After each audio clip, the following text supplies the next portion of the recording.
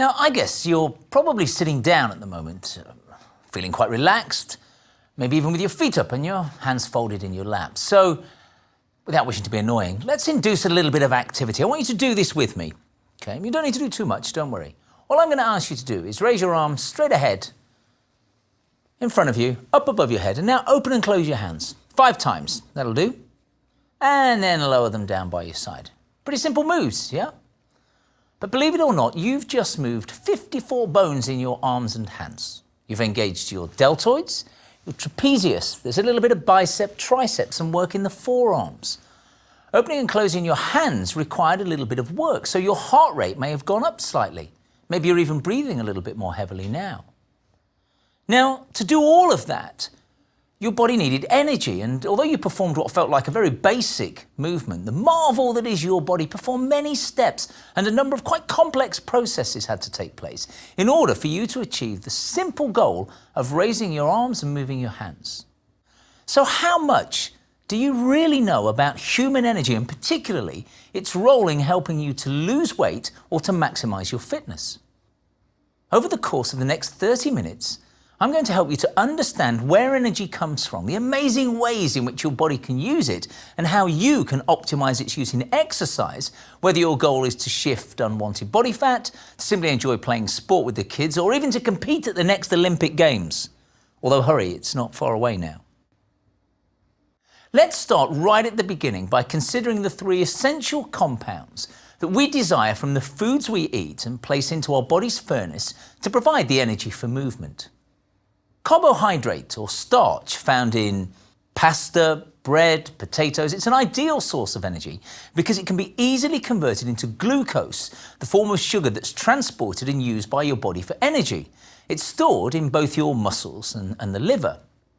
Fat, unfortunately, has a bad reputation, and you may think fat is bad, but this isn't necessarily the case because fat can exist in your body in 2 forms. It's vital for your body to function normally and is found in various places, including some you might not immediately think of, such as the bones, heart, lungs, and kidneys. You can't reduce this fat, in fact, and you really don't want to, as your organs wouldn't survive without it. But it's also stored beneath the skin in what is known as the adipose tissue, where it serves not only as a fuel source, but also as insulation. It prevents heat loss. And the bad news is that this is the one you can see, but the good news is it's the one you can do something about and you can shed if you wish to. And then thirdly, protein. It's vital for growth and repair of your body tissues, but unlike carbohydrate and fat, it's not stored in your body unless there's an excess, when leftover protein is converted to fat and then it's stored. So on that note, beware, particularly any guys who are trying to improve their muscle mass. If you're supplementing your diet with protein shakes, if you're taking too much protein, you'll actually end up putting on extra fat, so defeating the whole point of taking it in the first place. Now, protein can be broken down to provide energy, but this only occurs really during prolonged periods of exertion, as in endurance events, for example, a triathlon. So remember, carbohydrate, fat, and protein, they're your 3 fuels. Now let's go deeper inside the body. Try to understand the root source of energy. Adenosine triphosphate, which in order to save my own energy, I'll refer to as ATP from here on, is the chemical in your muscles that breaks down to produce energy. And this in turn relies on the breakdown of those 3 fuels we mentioned earlier, namely the carbohydrate, the fat, and the protein. Every biological process, such as digestion, production of hormones, transmission of nerve impulses, and repair of your tissues, they all demand energy, and this can only be in the form of ATP. This means that even when you're sleeping, your body is constantly demanding and utilizing its energy source. Now, ATP, as the name suggests, is made up of adenosine and 3 phosphate groups, and importantly, strong bonds exist between these phosphate groups, so breaking one of them results in the release of energy. In a muscle cell, the breakdown of ATP results in mechanical work, i.e. a muscular contraction, and also heat. So now you know why you begin to feel warmer when you exercise. Now, when ATP loses one of its phosphate bonds, energy is produced. It then becomes another substance, namely adenosine diphosphate, or ADP. And once this has occurred, ADP is resynthesized back into ATP. And this is what's known as the ATP cycle. And it's important for the constant generation of energy within your body. If this cycle were to stop, then so would you. So, how does ATP play a role in exercise? Well, when you first begin to exercise, the demand for energy increases quite quickly. And so your body's store of ATP is usually within a couple of seconds. Almost immediately then, more fuel is needed to produce more ATP. Fortunately, ATP can be resynthesized in 3 different ways, and these are referred to as your body's energy systems. The first 2 systems are labeled as anaerobic, and the third is aerobic. Now, you may have heard these terms before, but not be sure what they mean. Simply put, anaerobic means without oxygen, and aerobic implies oxygen is present when ATP is being regenerated to keep you on the move. So, anaerobic, no oxygen; aerobic, with oxygen and ATP regeneration. So let's look at the first of these 3 systems. This is known as the phosphocreatine system. The term phosphocreatine is derived from the phosphorus bonds that we know from earlier are required to be broken to produce energy and also produce creatine that's a vital ingredient you're about to discover. When you begin exercising, you use your store of ATP in your muscles within just about 1 to 2 seconds. That's right, in just the time it took me to say that sentence, your stores of ATP would be depleted. Glucose breakdown has begun, but it'll take several more seconds before ATP generation occurs at any appreciable rate. Fat can't yet be utilized as there's insufficient blood getting through to your muscles to bring oxygen, and it may take anything from 30 seconds to several minutes for this to occur. But wait a minute, what about the 100-meter race? The sprinter there needs to generate large amounts of ATP in a very short space of time. So why don't we answer this together? I'm going to ask you to get out of your seat and we're going to sprint on the spot for 10 seconds, okay? So what I'm also going to ask you to do while you're doing this is to hold your breath. So up you get. Now you're going to need to trust me on this. You can hold your breath while you do this. Now I'd love to join you, but somebody's got to run the clock. So I'll keep an eye on the clock and you get ready to sprint. And go.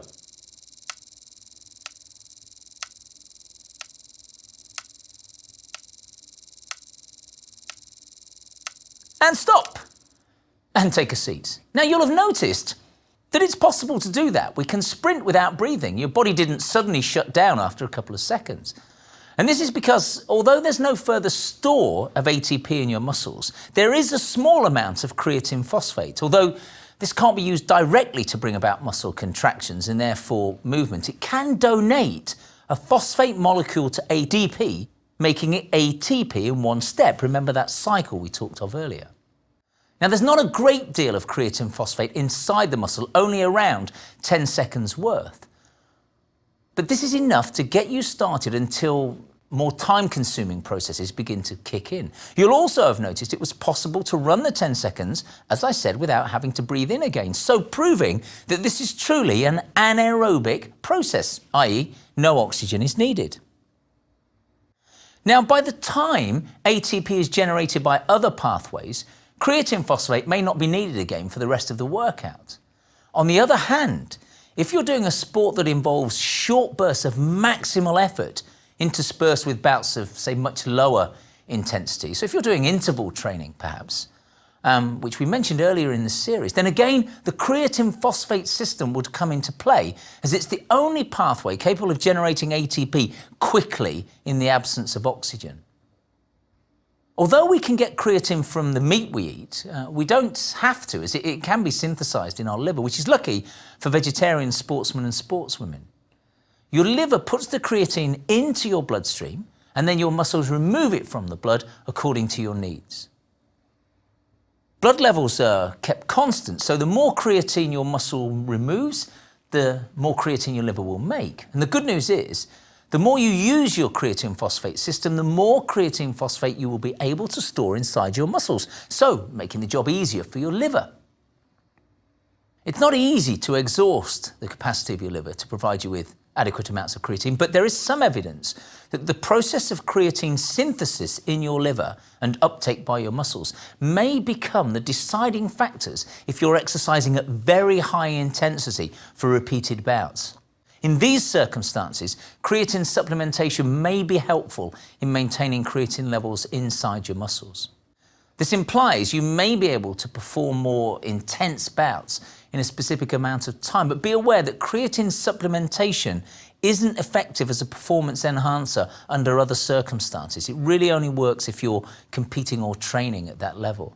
Sadly, ingesting extra creatine is now commonplace amongst recreational sportsmen and sportswomen, even though they're not exercising at this high intensity where it would be helpful. So this is the first of our 3 systems, the phosphocreatine system. Now let's move on to the second energy system. Again, as we said, it's also anaerobic, and this is known as the lactic acid system. In the initial stages of an exercise session, when there's still insufficient oxygen reaching the muscles, glucose is the only fuel source that can be called upon for ATP synthesis. Lack of oxygen also occurs whenever you work so hard during your exercise session that you outpace the capacity of your cardiovascular system to deliver to your working muscles all the blood you require.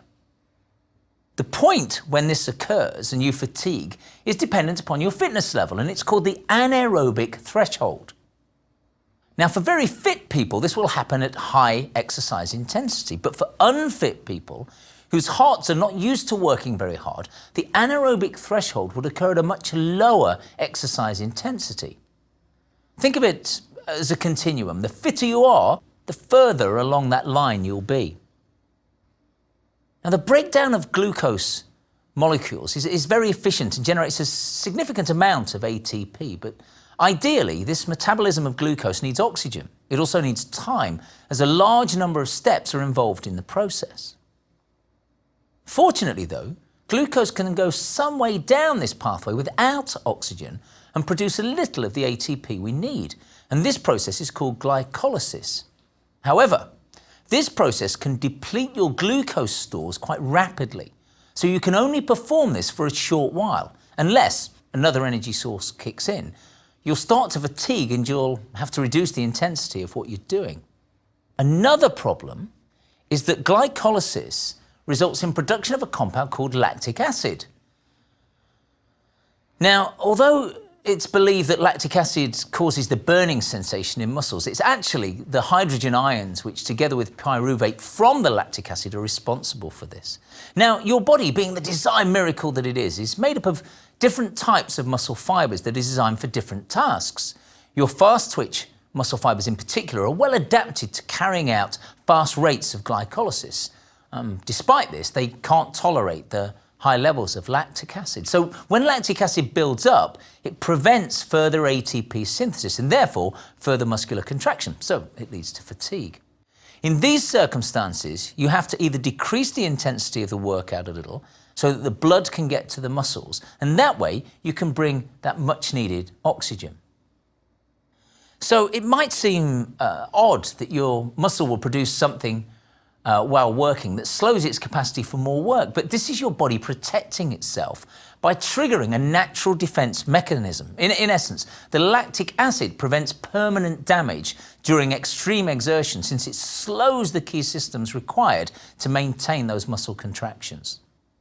Accumulated lactic acid is then washed out of your muscle cells and taken to other cells that can deal with it, e.g. the slow twitch muscle cells, which can use it for aerobic ATP generation, and the liver that converts it back to glycogen for storage.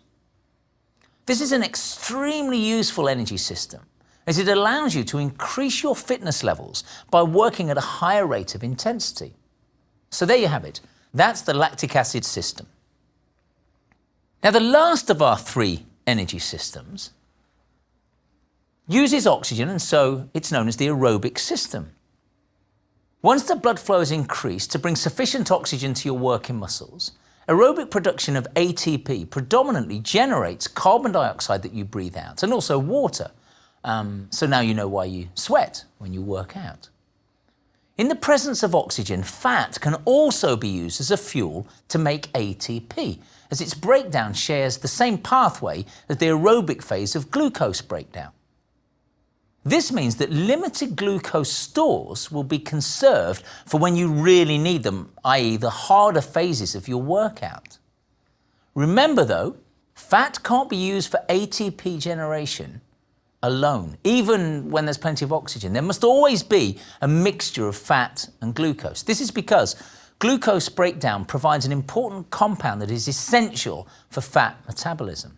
Without glucose, this compound becomes depleted. So this aerobic phase of ATP generation takes place inside small cells called mitochondria. Now, we talked about mitochondria in the lecture on mental fitness, where we learned that a study of mice exercising showed an increase in the growth of these mitochondria. Well, mitochondria are particularly abundant within your slow-twitch muscle cells, and they're the slower contracting muscles, efficient at using oxygen to create energy without creating lactic acid. Now, these fibers have a considerable supply of capillaries, bringing in oxygen that is then rapidly transferred to the mitochondria. Slow-twitch muscle cells, therefore, are great for endurance. They're ideal for marathons. Now, your fast-twitch muscle cells have a more limited capacity for aerobic work, although they can still do a little. They contract quickly, they're strong and explosive, and think of leaping over hurdles or swimming a sprint or doing the long jump.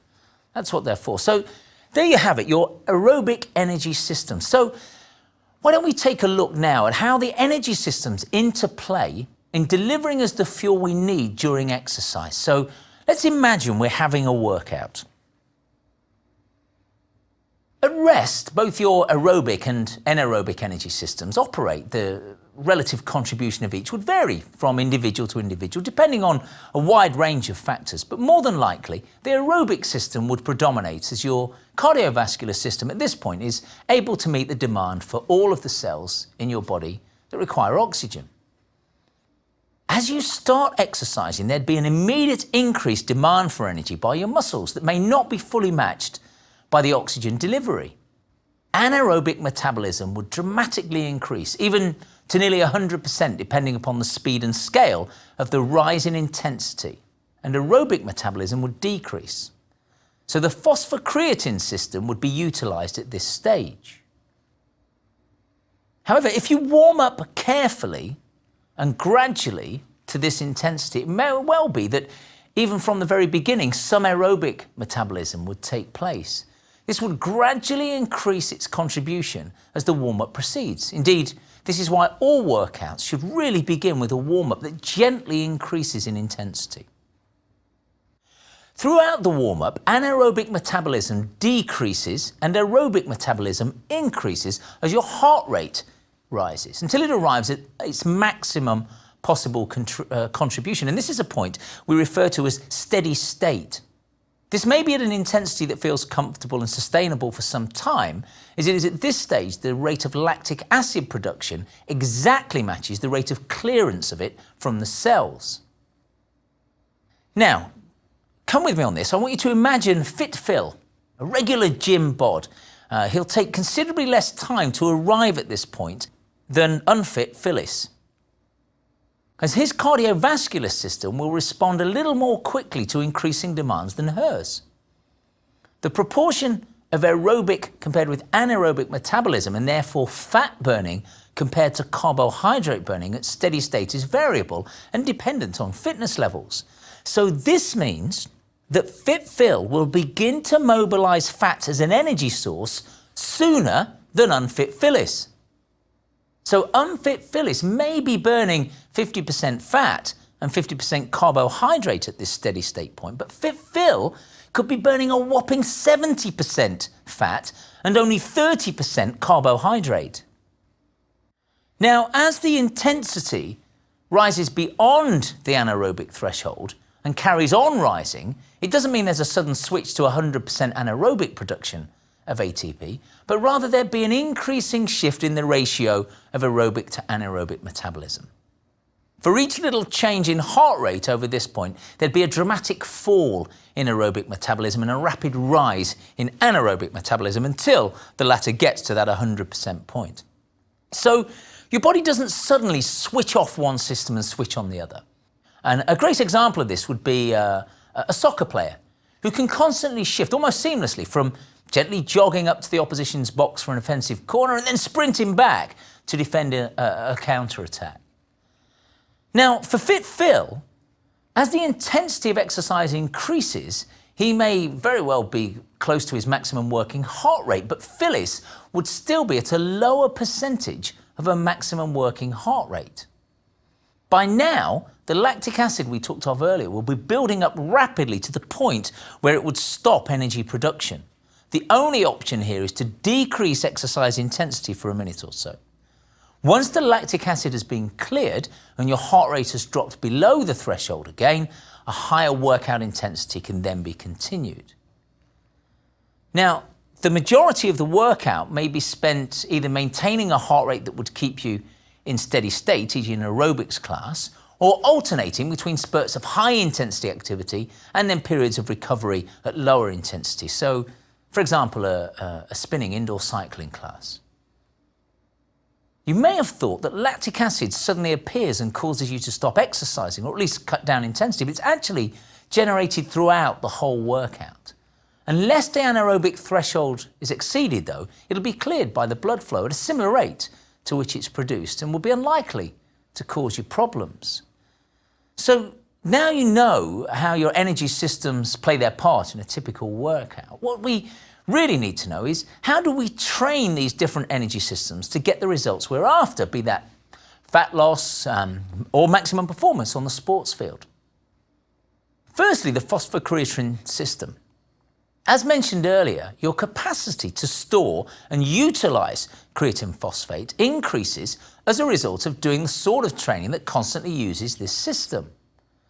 So pushing your body in workouts with short, sharp bursts of high-intensity exercise will result in an increase in your ability to perform such at even greater workloads.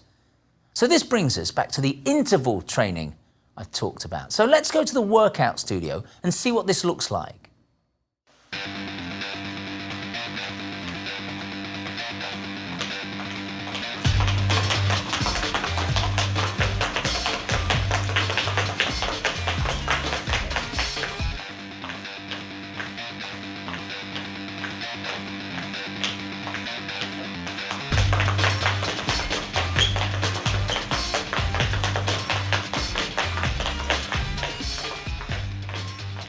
Next, the lactic acid system, which, since it's also an anaerobic process, requires the same kind of training as for the previous system, i.e. intense bursts. Ideally, the exercises should be explosive, as this will result in your body working those fast-twitch muscle fibers, and as hopefully you'll remember, we said this is where the glucose is mostly stored. When you regularly recruit these fibers and deplete your glucose stores by doing large amounts of high-intensity training, your muscle cells obviously have to stock up their glucose again during the rest phases, ready for the next session. Now, this can only happen if your dietary intake of carbohydrate is adequate. However, training will result in you being able to increase these stores, and this explains why the principle of carbohydrate loading works.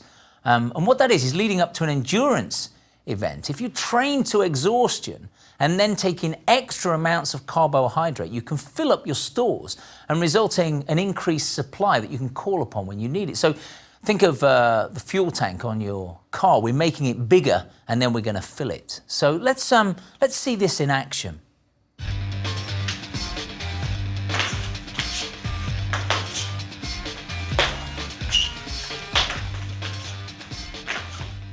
Adaptations to training your aerobic energy system are actually far more complex.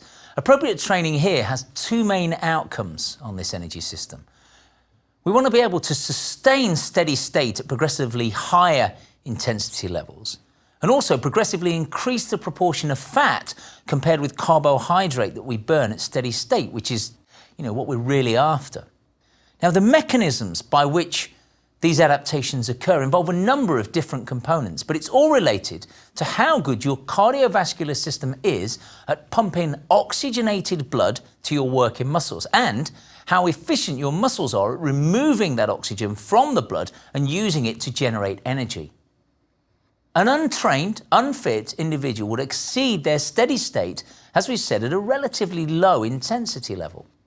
At a certain point past their threshold, lactic acid will build up inside the muscles to a point where it would inhibit further production of ATP. So as we said, muscle contraction will stop and so will movement. The net result of all these changes is that the balance between aerobic and anaerobic ATP production alters in favour of the aerobic system and the anaerobic threshold is raised. Because less lactic acid is produced throughout a bigger range of exercise intensities, higher work rates can be sustained for longer. And this will lead to more calories being burned for each workout, of which a greater percentage of them, fortunately, will be fat. Now, none of these adaptations we're talking about can happen unless anaerobic threshold is regularly exceeded to the point where lactate stops muscular contraction. Steady-state workouts may burn calories, but they will not improve your future capacity to work harder, at which point you'd burn more fat. Sportsmen and sportswomen in endurance pursuits must do regular training at high intensities and build up lactic acid to improve their capacity for working at higher intensities without lactate buildup during competition. In other words, you need to overload your present capabilities to improve your future capacity. So don't take it too easy. So let's now use our knowledge of the energy systems to consider the best way to achieve the common goal for most of us. If we're exercising, for a lot of us, we're after fat loss. Now, a big word of warning here, weight management programs that set out to prioritize fat burning often advise working out at a steady state, i.e. below your anaerobic threshold. Now, cardiovascular equipment in gyms will usually have a fat-burning zone, a program that alters effort level automatically if you exceed your working heart rate of around 55 to 65% of maximum. Now, this is justified because the equipment manufacturers will tell you that steady state will have been reached and maximal ratios of fat burning to glucose burning will be in place. In addition, they argue that effort level at this relatively low intensity point is sustainable for some time, maximising the total fat burned in the workout. Now, at first consideration, this seems sensible, but we now know that steady state may well prevail up to much higher exercise intensities than this. At higher intensities, a greater number of total calories will be burned for the same workout duration and therefore more fat as a percentage of this total. So the argument for not working at these higher states is that there's a danger of exceeding the anaerobic threshold and therefore decreasing the percentage of fat. These intensities are not sustainable for a long duration, therefore again decreasing the total fat burning potential. Now, these considerations are valid, but it must be realised that in order to maximise fat burning, you need to burn as many total calories as you can during the workout, whilst trying to maintain steady state. The bottom line is that working at higher intensities maximises calorie burning. Therefore, higher workloads should be tackled during the workout. Now, even if these higher workloads can only be sustained for 30 to 60 seconds before returning to lower rates, it will still increase the total number of calories consumed. And these are the intervals I spoke of earlier. Exceeding the anaerobic threshold does not stop fat from burning. Fat will simply make a lower contribution to the energy generation at these higher levels. But if fat loss is your goal, work as hard as you can for as long as you can and intersperse that with recovery work at lower intervals. So please don't be taken in by the latest fad workout or the latest piece of equipment that promises phenomenal results in very little time and with minimal effort. Because you now know the science behind successful weight loss, so you can be confident about achieving the results you desire. You're in control. So the next time you go to a fitness class and the instructor yells at you, remember it's not just for effect. It's in your interest to keep up the pace. If you're truly looking for thinspiration, remember you hold the power. When it comes to exercise, the more you put in, the more you'll get out.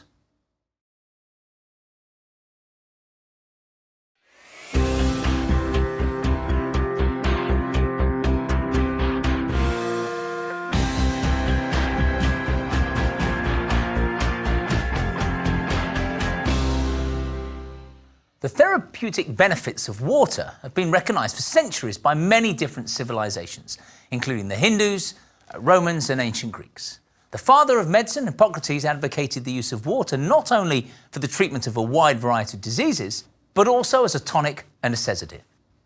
Today, taking to the waters is recognized as a highly effective and widespread therapeutic exercise utilized by physiotherapists to rehabilitate their patients. In addition to treatment of specialist populations, exercise in water has been proven to be of great benefit for all, from complete beginners to the moderately fit to the very fit. But just how effective is aqua exercise as an alternative to land-based formats for improving physical fitness, promoting relaxation, and reducing tension and stress? Over the course of the next 30 minutes, I aim to tell you just about all there is to know about exercise in water, who can benefit from it, how it works, and why you should seriously consider taking the wet route to improved well-being. For me, there's just something really appealing about exercising in the pool. I once heard that we favour it so much because on a subconscious level, we liken it to the return to the safe, nurturing environment of our mother's womb. In all honesty, I think the reasons are less serious than that. It's the joy of making noise, splashing around, the fun of using floats, woggles, webbed mitts and foam dumbbells, and just simply the opportunity to release our inner child for a few moments. And I'm not alone.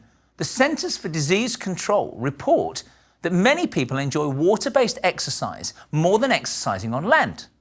As I've mentioned before, enjoying your exercise is a key component in maintaining a routine. Also, according to the CDC, swimmers have about half the risk of death compared to inactive people. For people with arthritis, water-based exercise improves use of affected joints without worsening symptoms and can actually decrease pain in some circumstances. People with rheumatoid arthritis have more health improvements after participating in hydrotherapy than with other activities. They can also exercise for longer in water than on dry land without increased effort or joint or muscle pain. For people with fibromyalgia, exercise therapy in warm water has been shown to decrease anxiety and depression and improve mood. So you can see, aqua has many proven benefits. But why and how is it so effective? Let's look at the physical properties of water, as that will clarify its potential for helping us to reach our fitness goals. Buoyancy is the degree to which your body floats when it's immersed in water. This has the positive effect of reducing impact on contact with the floor and so lessens the stress on the joints. However, it also reduces the body's stability, so you have to engage the deeper postural muscles to fix your position. In addition, wide leg stances or movement of the upper body limbs will also help you to retain your stability. Our buoyancy is determined by our body composition. Body fat increases flotation, whereas highly muscular or lean physiques tend to sink due to muscle and bone being considerably denser than body fat. The distribution of body fat will also affect how the body floats. For example, individuals with muscular legs may have difficulty keeping them up in exercises which require the legs to maintain a floating position. Another factor which determines buoyancy is the water depth. The deeper the water, the greater the flotation effect due to the decreased impact of gravity. At waist depth, approximately 50% of the gravitational forces exist, and therefore 50% of impact forces still remain. However, at chest depth, the impact is reduced to close to 10%, and so the body is around 90% weightless. The resultant effect is that water cushions movement and thus is ideal as an exercise medium for anyone unable to fully bear their own weight, as would be necessary on dry land. In addition to the elderly and those with musculoskeletal injuries, buoyancy of the water guarantees a much more enjoyable exercise experience for the obese individuals. Resistance provided by the water requires us to exert greater force with our muscles to overcome it, thus potentially increasing the intensity of a water-based workout. Water is around 800 times denser than air, so it affords a greater opportunity to challenge the muscles and achieve high levels of calorie burn, but as mentioned earlier, with less risk of injury to the joints. However, the resistance of water also reduces the speed of movement possible, and it reduces the ability to change direction quickly. So you have to be motivated to put some work in when exercising in water, or it could become extravagant bath time. The good news here is that the resistance you feel is proportional to the speed at which you move. So if you wish to, you can really ramp up the intensity by moving your limbs faster, and therefore you'll accelerate your results. In addition, the constant resistance alters the way in which muscles contract. That is to say, eccentric contractions are virtually eliminated and are replaced by a dual concentric muscle work. So what we mean by that is that when I move my arm in this direction on dry land, I'm working the biceps muscle concentrically. When I lower them, I'm working them eccentrically because actually now the muscle's lengthening. What happens in water is gravity doesn't lower the arm down. We actually have to push down. So I'm using the tricep, so it becomes dual positive. I have to pull up and I have to push down. So it's quite a difference compared to land-based exercise. Now, propulsion is unique to exercising in water. It's not something that we experience on dry land. To move the body in one direction when immersed in water requires a strong pushing movement of the limbs in the opposite direction. For example, to move backwards, we need to push the arms and kick the legs forwards. The stronger the propulsive movement, the greater the distance you'll achieve. For this reason, to remain stationary when performing upper body exercises requires a wide leg base and the strong fixation of the core muscles. To remain stationary during lower body work will require an opposite propulsive movement for the limbs. For example, if you lift one leg up in front of you, you need to press the arms down to balance that out. Alternatively, you can use sculling type movements like those of a synchronized swimmer. Hydrostatic pressure refers to the constant pressure exerted by the water equally around the body. The good news is this helps to improve the circulation of the blood and reduces the risk of blood pooling in the muscles, which can cause dizziness.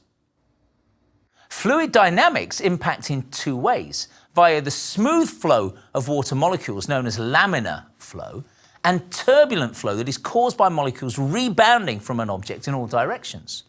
Laminar flow offers the least resistance to the exerciser, and turbulent flow is the white water you see around you and the bubbles you feel against your skin when you move. Now, fluid dynamics is key to the effectiveness of the exercise, as the intensity of arm movements, for example, can be varied simply by turning the angle of the palm to slice through the water, or turn it face on, where we'll get more resistance and then a better toning effect for the muscles. In addition, spreading the fingers or keeping them together will affect the flow and so the resistance also. So when combined, how do these 5 properties of water affect the body? Okay, hydrostatic pressure is the force upon the body when it's immersed in water. The force is greater as you go deeper under the water and is multidirectional. This increased pressure on the body effectively squeezes the blood vessels, increasing the amount of blood returning to the heart, known as an increased venous return. This then has effects on the cardiovascular, respiratory, and renal systems. Firstly, let's look at the cardiovascular system. Cardiac output is a measure of the heart's functioning capacity and is quantified as the volume of blood ejected by the heart in a minute. It's calculated by multiplying the stroke volume, which is the volume of blood ejected by the heart with each beat, and the heart rate, in other words, the number of beats per minute. In chest-level water, the stroke volume increases by around 50%, but the heart rate decreases by approximately 10 beats per minute, and so cardiac output increases by about 30%. This is due to the point made earlier, which is that hydrostatic pressure causes an increase in venous return. The increased blood returning to the heart stretches the walls, which in turn increases the force of the contraction of the heart muscle, and so the stroke volume goes up. Since cardiac output is determined by multiplying stroke volume and heart rate, the increase in stroke volume leads to the increase in cardiac output. Because the heart rate drops during immersion, it raises the question whether we can get our heart rates up in an aqua workout, as this is essential to making our fitness gains. Of course, once we start to exercise in water, the heart rate will increase, just as on dry land. But training heart rates will be lower in water, and so often rates of perceived exertion are a more suitable measure of the intensity, and that's scoring the intensity of the workout from 1 to 10. So the feeling that aqua is a soft option in terms of cardiovascular fitness training is really a misconception. Let's now consider the respiratory system. When you're immersed in water, the hydrostatic pressure leads to an increase in the rate of breathing. Breathing mechanics change as a result of hydrostatic pressure acting on the chest and the abdomen, and also by this increased venous return we just mentioned, shifting more blood into the thorax from the extremities. Interestingly, this leads to a reduction in tidal volume, which is the amount of air taken in with each breath. So the respiratory muscles are required to work around 60% harder than normal. The result of getting into water, therefore, is a strengthening effect on the respiratory muscles, which can help to increase the efficiency of the respiratory system. Now, this could be a plus point in helping to alleviate the symptoms of some specific conditions, but for example, asthma. But it's important to note that caution's needed in people who already experience difficulty in inflating the chest. In this case, sufferers would be more suited to aqua exercise in only waist-high water. Finally, we take a moment to think about immersion and how it affects the kidneys. Some of you may have experienced the urge to visit the toilet after a while in the water and wonder why. This is a consequence of that hydrostatic pressure increasing the blood flow around the body, as we discovered a moment ago. The problem is that as more blood re-enters the heart, the brain is tricked into thinking there is excessive fluid on board, and so switches off the antidiuretic hormone that is produced in the pituitary gland, and that controls the action of the kidneys. Most importantly, however, as a fitness instructor, I, like a lot of my clients, wish to be sure that I can improve my fitness levels through aqua workouts. Fortunately, a number of studies have shown that shallow water sessions have the capability to significantly improve maximal oxygen uptake, which you may remember from our second lecture in this series, is the ability of the lungs to take on board oxygen and for the heart to transport it around the body and then for the muscles to use it. Now, this is accepted universally as the best measure of fitness. And one particular study in 1995 showed that subjects improved their maximal oxygen uptake by an amazing 19% after just 11 weeks of taking 3 aqua sessions per week. Surprisingly, at one point, the effects on fitness level of training in deep water didn't appear to be quite so favourable, with a 1994 study stating that maximal oxygen uptake actually dropped by 7% over 4 weeks. Since then, however, there's been other research that contradicts this and confirms it's also a viable training technique to improve fitness levels. You may also remember from our second lecture on assessing fitness that in addition to the maximal oxygen uptake we just mentioned, we also examine body composition, as there are healthy limits for the percentage of your body weight that is attributed to body fat. This is where aqua exercise really does take the stand, as a study of 20 women who were not regular exercises, who engaged in 8 weeks of combined shallow and deep water workouts, recorded an average 12% drop in their body composition score. Now, this is very encouraging indeed for anyone who's looking to change their shape. If you also consider that research has shown flexibility can improve by as much as 11% after 8 weeks. And many studies have shown significant improvements in muscular strength and endurance. Then aqua, well, it can have a serious impact upon all those vital health-related components of fitness. Water is indeed the elixir of life, but not only when you drink it. The great thing about aqua exercise is that it also offers participants many secondary benefits as follows. Think of this. Provides a valid variation to your existing training regime, and it's important to have that variation. It keeps you cool, so it's a much more enjoyable exercise experience. It can help to increase your confidence in water. The supportive properties make it ideal for specialist populations to participate comfortably. The fun factor is high due to splashing around like a child, as we mentioned earlier. And how can I put this? Water hides any lumps and bumps, which can be a barrier for some of us getting into our kit and exercising. It promotes social interaction, provides a whole body toning effect. So there's an awful lot to gain from aqua exercise there. Beyond exercise for members of the public, water-based exercise is invaluable for both rehabilitation and elite sports training. Aqua exercise is actually the clear leader when it comes to the area of rehabilitation, supported by the fact that it's a key factor in the operations at Walter Reed Hospital, formerly in Washington, D.C., and now in Bethesda, Maryland, where the US Army treat wounded soldiers. The program there has two facets. Firstly, aquatic rehabilitation for soldiers undergoing physical therapy, and also the aquatic warrior, designed to help those with continued limitations rebuild strength and fitness so they can resume regular unit training. Both curriculums were designed to deal primarily with musculoskeletal injuries, though the neurological and psychological impact of traumatic brain injuries and post-traumatic stress disorder also appear to benefit. It's getting harder for those who still think of aqua exercise as a soft option and only suitable for seniors, when there are so many examples of water workouts that are going high performance. The pool has become a wet gym for all ages and all levels of athletic conditioning, with a wide range of specific equipment designed to improve strength, speed, and stamina now on the market.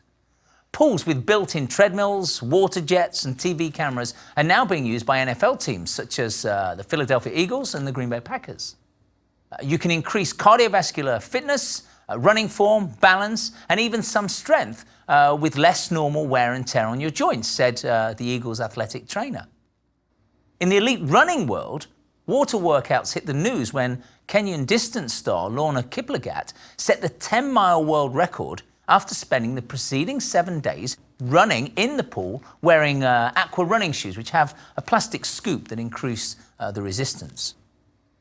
Many sports performers will be familiar with plyometrics, the explosive exercises that work on the principle that stretching a muscle right before it contracts will engage more muscle fibers than starting from a static stopped position, and so lead to gains in power, i.e. the ability to generate force quickly. It's worth noting here, however, this might not be purely of benefit to elite athletes, as in addition to helping you to wallop a tennis ball, it could also help a leisure cyclist to swerve around a sudden obstacle and assist anyone in saving themselves from an unexpected trip. As we mentioned earlier, there are no eccentric muscular contractions where the muscle lengthens under resistance. And according to a study published in the Journal of Strength and Conditioning Research, this dual positive movement I spoke of earlier leads to less soreness and reduced injury risk compared to practicing plyometrics on dry land. For a lot of people then, the pool is becoming the new gym. If you plan to dip your toe in the water, literally, then here are a few tips to ensure you get the most from your pool workout. Depth. The water should be at about chest level, with shallower depths used for participants who are less confident. Walking in chest level water burns 50% more calories than walking on land. And get this, running in the pool burns an incredible 90% more calories. Warm up, as always, adequate time should be allowed for warming up before the main activities. To get a good cardiovascular workout, exercises need to be large and rhythmical. You will sweat. During swimming, heat loss from the body is mainly through convection, whereby heat is transferred from the body to the water, as there is a reduced role for evaporation of sweat from the skin's surface. That's the normal cooling mechanism on dry land. However, there will still be some fluid loss through sweat. Whatever the sweat rate, and this will vary between individuals, it's clear that it's important to have fluid available during an aqua workout, so keep a bottle on the side of the pool and drink during rest periods. Medical conditions, if you have musculoskeletal issues, especially joint problems, make your warm-up more gradual and a little bit longer, as this can give stiffer joints more opportunity to loosen up and move more freely. Take time to move your joints slowly through their natural range. Start with small arm sweeps side to side under the water and build up to, say, breaststroke style movements forwards and backwards. Now, if you're swimming rather than doing water workouts, pace yourself as you warm up. Pick an easy stroke and do it slowly, gradually picking up the speed. You'll know when you're ready to swim at a higher speed because you'll literally be feeling warmer in the water, unless you're swimming in a hot pool, of course. Be functional with your aqua workouts. Consider prioritizing exercises in order to improve your functional ability and support for those painful or weakened joints and muscles. There are lots of activities that you can incorporate that mimic daily life movements. For example, pushing your arms forwards against the water could replicate the action of pushing open a door. And you could always add a float in each hand for extra resistance. Just walking forwards briskly in the water is like walking outside on a windy day, and it's great for improving abdominal strength to support a painful back and helping you to keep your balance. And then a cool down. We know we need a cool down at the end of your session. The cool down needs to be more gradual too, to allow blood flow to return efficiently through the muscles and flush them of the waste products such as the lactic acid. Some swimmers will again change to an easier stroke, for instance, and slow down gradually over 2 or 3 laps of the pool. Those doing water aerobics can do exercises similar to when they were starting up. In other words, the behaviours are the same whether the workout's in or out of the water when it comes to warming up and cooling down. Now, speed plays a part because the pace of the session may need to be slightly slower in order to accommodate any range of movement restrictions or alterations or gait changes, and allow time to transition between exercises too in case balance is affected. For example, after travelling sideways to the right in the pool, it maybe do something on the spot there before we go back the other side, rather than trying to change quickly from direction to direction. Some swimmers alternate strokes, for instance, side stroke on the right for one length and then on the left on the return length. On your intensity, for those participants free of impairments, always use the water effectively. Keep your arms under the surface to aid movement through the water and keep the shoulders under the water to maximize resistance of the water, so making you work harder. Swimming in particular is considered one of the best all-round exercises because it works all the major muscle groups while giving you a good cardio workout at the same time. But you won't maximize these benefits if you don't push yourself. And muscular balance. In the same way you use all your muscles in a land workout, try to work all your muscles in the pool. And to get a good all-round workout, swimmers need to vary their strokes. If you're working with aqua exercise equipment, again, make sure to work biceps and triceps, back and chest, and so forth, so that you're engaging all the muscles. Probably the best way to sample aqua exercise is in a class situation, allowing an instructor to take you through a range of different drills and also to give you the motivation to push yourself and so get the results you desire. The great thing about aqua classes is that, having been around for some time now, there are some fabulous variations on themes on the market, often taking land-based themes and adapting them to the pool. If you like a particular group exercise class in the studio, why not venture into the wet version? So look out for the following. These are all worth a try. Aqua Chi, derived from Tai Chi moves, and is influenced by flowing, continuous, graceful movements that typify many Eastern physical disciplines. The class focuses on enhancing internal energy, referred to as Qi in Chinese, a healthy flow of which reflects optimum balance in mind, body and spirit. Participants practice in warm, chest-deep water, standing with knees slightly bent so the body is immersed to the neck.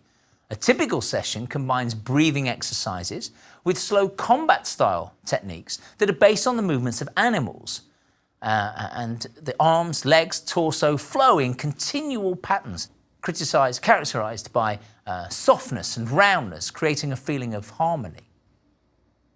Another option, Pilates H2O, is a posture-based class. Many of you may have tried this on dry land, and the main aim here being to promote strength in the core muscles to help stabilize the spine. Our posture is compromised on a daily basis often due to our sedentary lifestyle, but also to the reliance on technology. We're just not as active as our ancestors. Anatomically, the spine is designed to move, to flex, extend, laterally flex, to rotate. However, technology has led to us being less mobile and hence not using our bodies in the way they were designed. In particular, the thoracic spine is very immobile in the general population. So this is an area that gets a lot of attention in an aqua class. Work on aligning the shoulders will help people who carry tension in their shoulders, which can result in an excessive kyphotic curve in the upper back, which is this. And following on from that, Yoga takes the principles and movements of Hatha Yoga and adapts them to the water environment. With the release of gravity, the body is able to find the optimum stretch. By using the rhythm of the breath, an inner sense of relaxation can be achieved. Yoga strengthens and tones the body whilst relieving tensions and renewing energy. Traditional yoga done on land might incorporate foam, blankets, blocks, mats, straps, and maybe even the wall for practicing, whereas yoga might use foam noodles that float and can help with stretching. And the savasana, the rest pose, is achieved simply by doing that, by using the floats. Yoga is also a lower impact than traditional yoga, putting less strain on the joints and allowing those who have trouble moving or standing for long periods to get excellent exercise and meditative yoga practice. In contrast to that, Aqua Attack is one of today's sport-specific training programs that's been adapted to an aqua environment and used by many trainers and coaches as well as fitness enthusiasts for their training regime. This session combines the benefits of training in water with the hottest moves and skills that are setting the trends today in fitness: boxing, martial arts, self-defense, and mind-body conditioning. Aqua Attack offers an exciting, time-efficient workout that builds on 4 essential ingredients: self-defense, self-awareness, fitness, and fun. So, as you would guess, particularly from this last format, aqua exercise can be effective in weight loss. Dr. Rebet Belin, former chair of the Sports Medicine and Science Committee on the men's US Olympic water polo team, suggested that you can burn as many calories as dry land activities, provided you put in the effort. Hopefully now, when you think of exercise in the pool, you won't just think of swimmers ploughing up and down lengths, but you'll appreciate this can actually be an exciting wet gym. No longer does aqua exercise have to be married to the words easy or gentle, but can be the route to pushing yourself to the levels of fitness you perhaps only previously dreamt of. With such choices to keep you interested and motivated, it's no wonder exercise in water continues to grow in popularity as the elderly, those carrying injuries, fitness enthusiasts, and even elite sports performers alike begin to appreciate the many ways in which it can help them to move closer to their goals. Allowing you to comfortably move the upper and lower limbs through optimal ranges of motion, while minimizing stress on the joints, ensuring you burn calories, while also toning the muscles, and providing the ideal setting for reducing stress and tension. Isn't it time you took the plunge?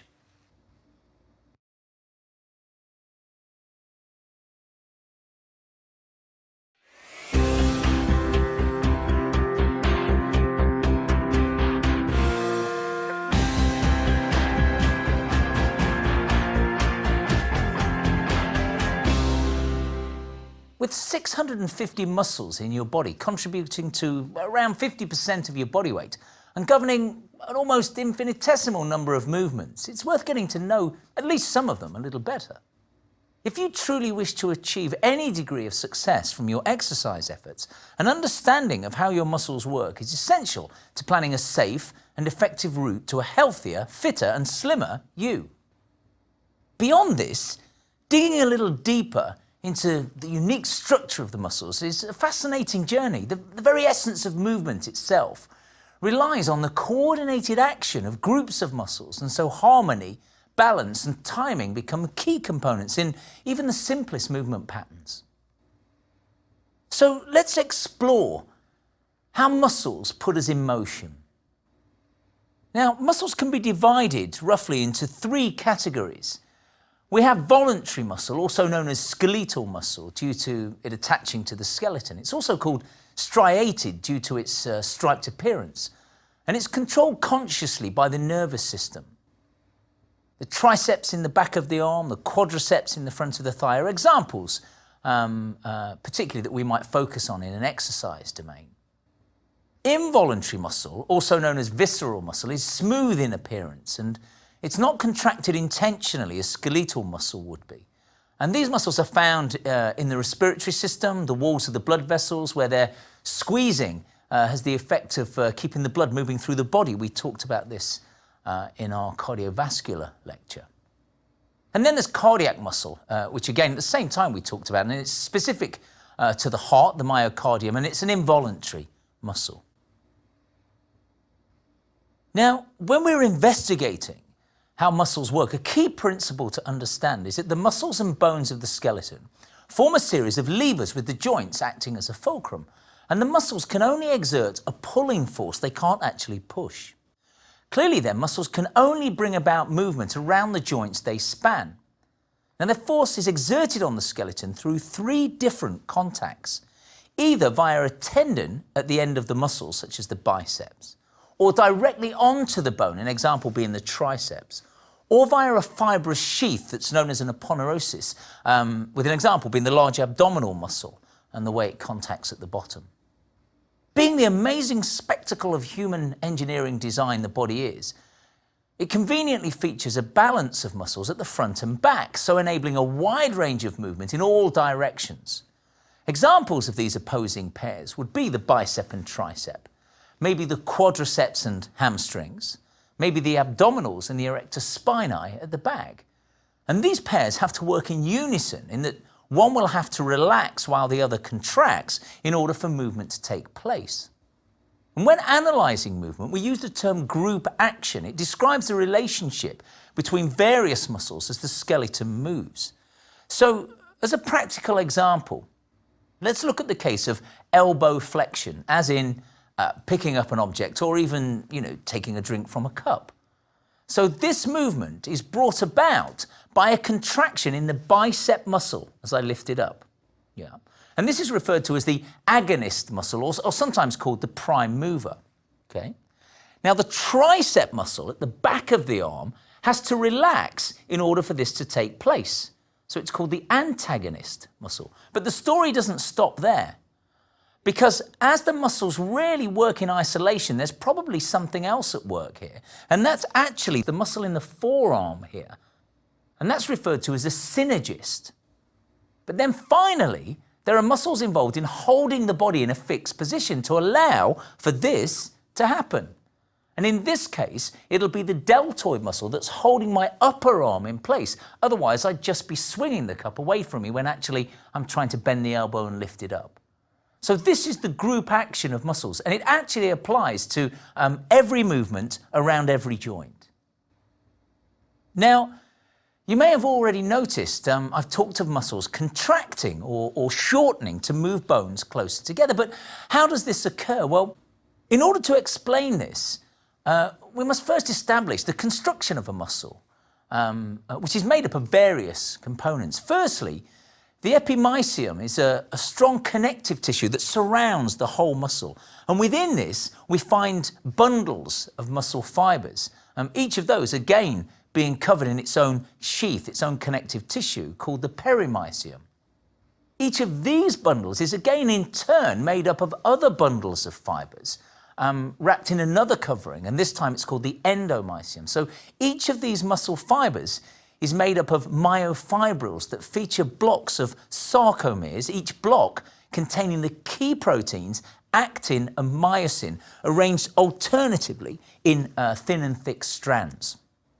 Now, When a nerve impulse stimulates the muscle to move, the result is that the actin and myosin elements are attracted to each other, forming what's known as cross bridges, a phenomenon that's often referred to as the sliding filament theory.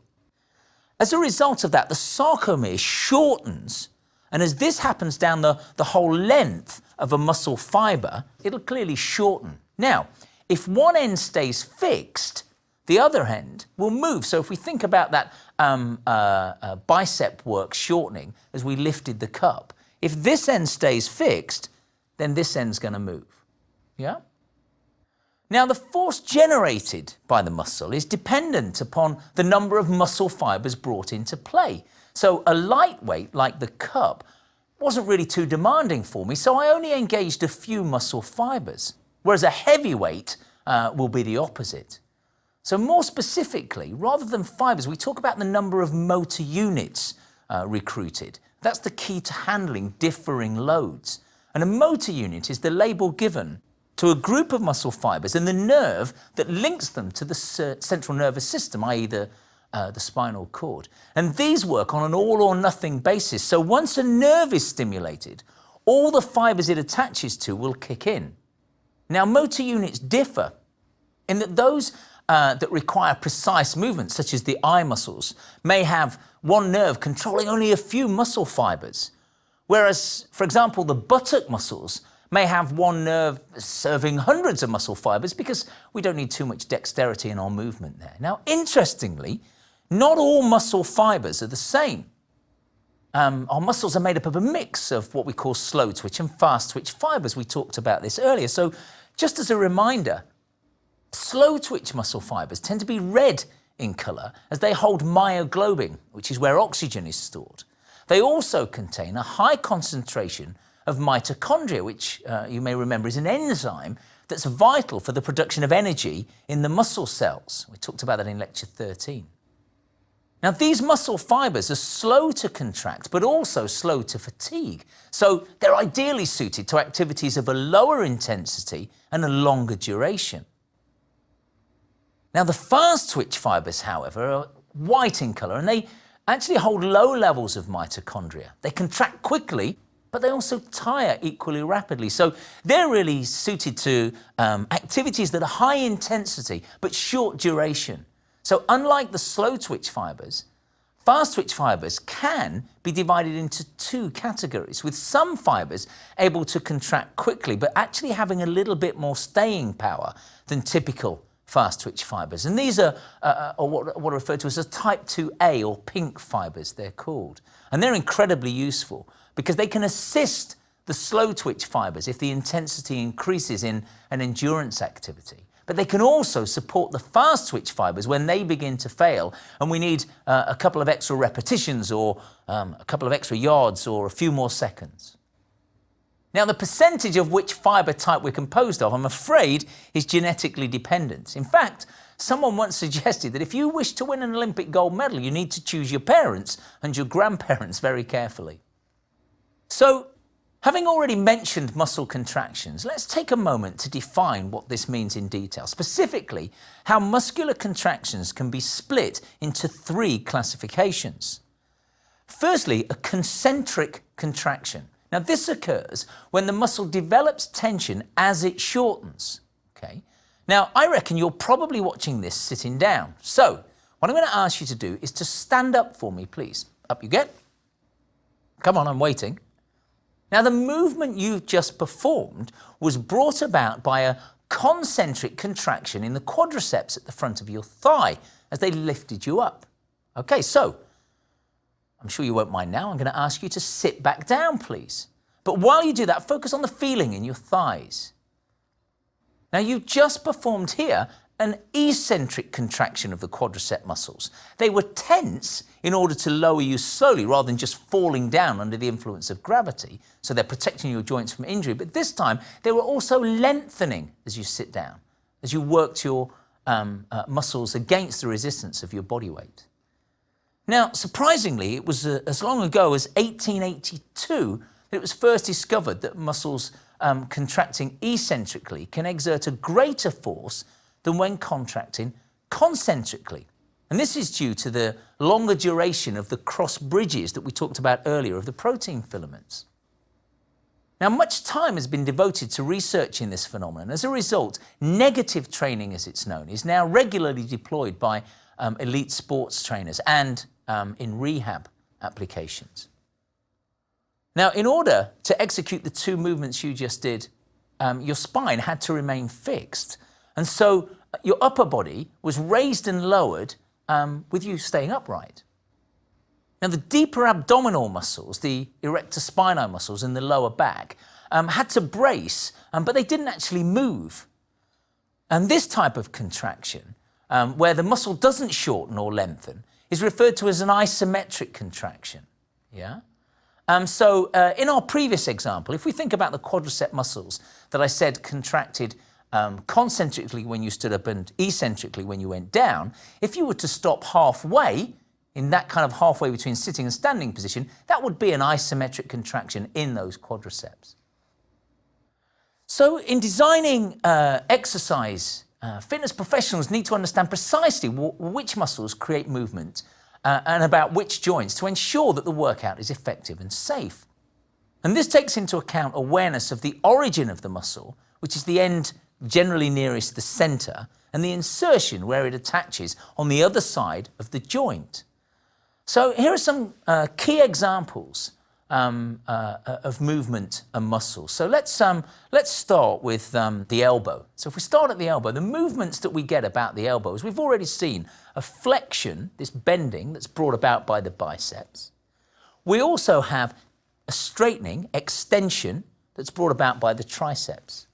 We have supination, turning it up, which is brought about by the biceps. And then we have pronation, turning it down, which is brought about by the pronator teres. The shoulders, movements available here are first of all flexion, lifting them up to the front, and this is the deltoids. Lowering them back down to your side, pulling down, is actually brought about by the latissimus dorsi. We have abduction, lifting out to the side, which again is the deltoid, and pulling down is again the latissimus dorsi. That's adduction. We also have another movement in the shoulders called horizontal adduction, which means if the arms are out, but we move them in a horizontal plane, this is down to the pectoralis major. Now, the shoulder joint is the only one capable of what we call full circumduction, i.e. it can move in a full circle, and that relies on the combined action of various muscles. The shoulder girdle has movements such as elevation, and that's really brought about by the trapezius. Depression, which is the lower fibers of the trapezius in the back. Retraction, which is the rhomboids. And protraction, pushing forward, which is brought about by the serratus anterior at the front here. It's a fan-shaped muscle that attaches to the front of the scapula. The lumbar spine, the lower back, allows us to flex. We can bend forwards, which is brought about by the abdominals. That's our sit-up movement. Extension, bending backwards, the erector spinae at the back. We've also got lateral flexion. We've also got rotation. And both of those are brought about by the oblique muscles at the side. And they work contralaterally. And what that means is that the internal obliques on one side work with the external obliques on the other side to work this way, and similarly this way. Hip movements are flexion, which is simply lifting the thigh up, and that's brought about by the iliopsoas muscle deep in here. We have extension, taking the leg behind the line of the body, and that's the gluteus maximus there. We have abduction, lifting the leg out to the side, and that's the gluteus medius and minimus, the small gluteal muscles. And adduction, bringing it back into the center, is working the adductor muscles, a little group of muscles on the inner thigh. The knee movements, we have extension, straightening the leg, which is the quadriceps. We have bending the knee, which is the hamstrings. And then down at the ankle, we really have pointing the toes, which is plantar flexion, and that's brought about by the calf muscles, the gastrocnemius and the soleus. And then we have pulling it back up, which is dorsiflexion, and that's down to the tibialis anterior on the front of the shin. So, having now established which muscles bring about the major movements in the most common joints. Since this lecture series is all about fitness, naturally our next step is to look at how we can increase the efficiency of these muscles, specifically in terms of strength and endurance. Now, you may remember from an earlier lecture in the series that strength is defined as the ability to generate force in one instantaneous maximal contraction, whereas endurance is the ability to continually contract at submaximal loads for a given duration. So resistance training is the route to bringing about gains in both of these parameters. And many different methods of resistance training have been developed to improve strength and endurance for health benefits and also for sports performance demands. Now, designing a resistance training program is founded on your goals primarily, because this will then determine the number of repetitions you should perform. Now, an important unit here is the 1 repetition maximum, and you may remember back in lecture 2 we talked about the 1 repetition maximum as being a strength test you may undergo at a gym. So let's take a look at how this relationship works in terms of determining our goals.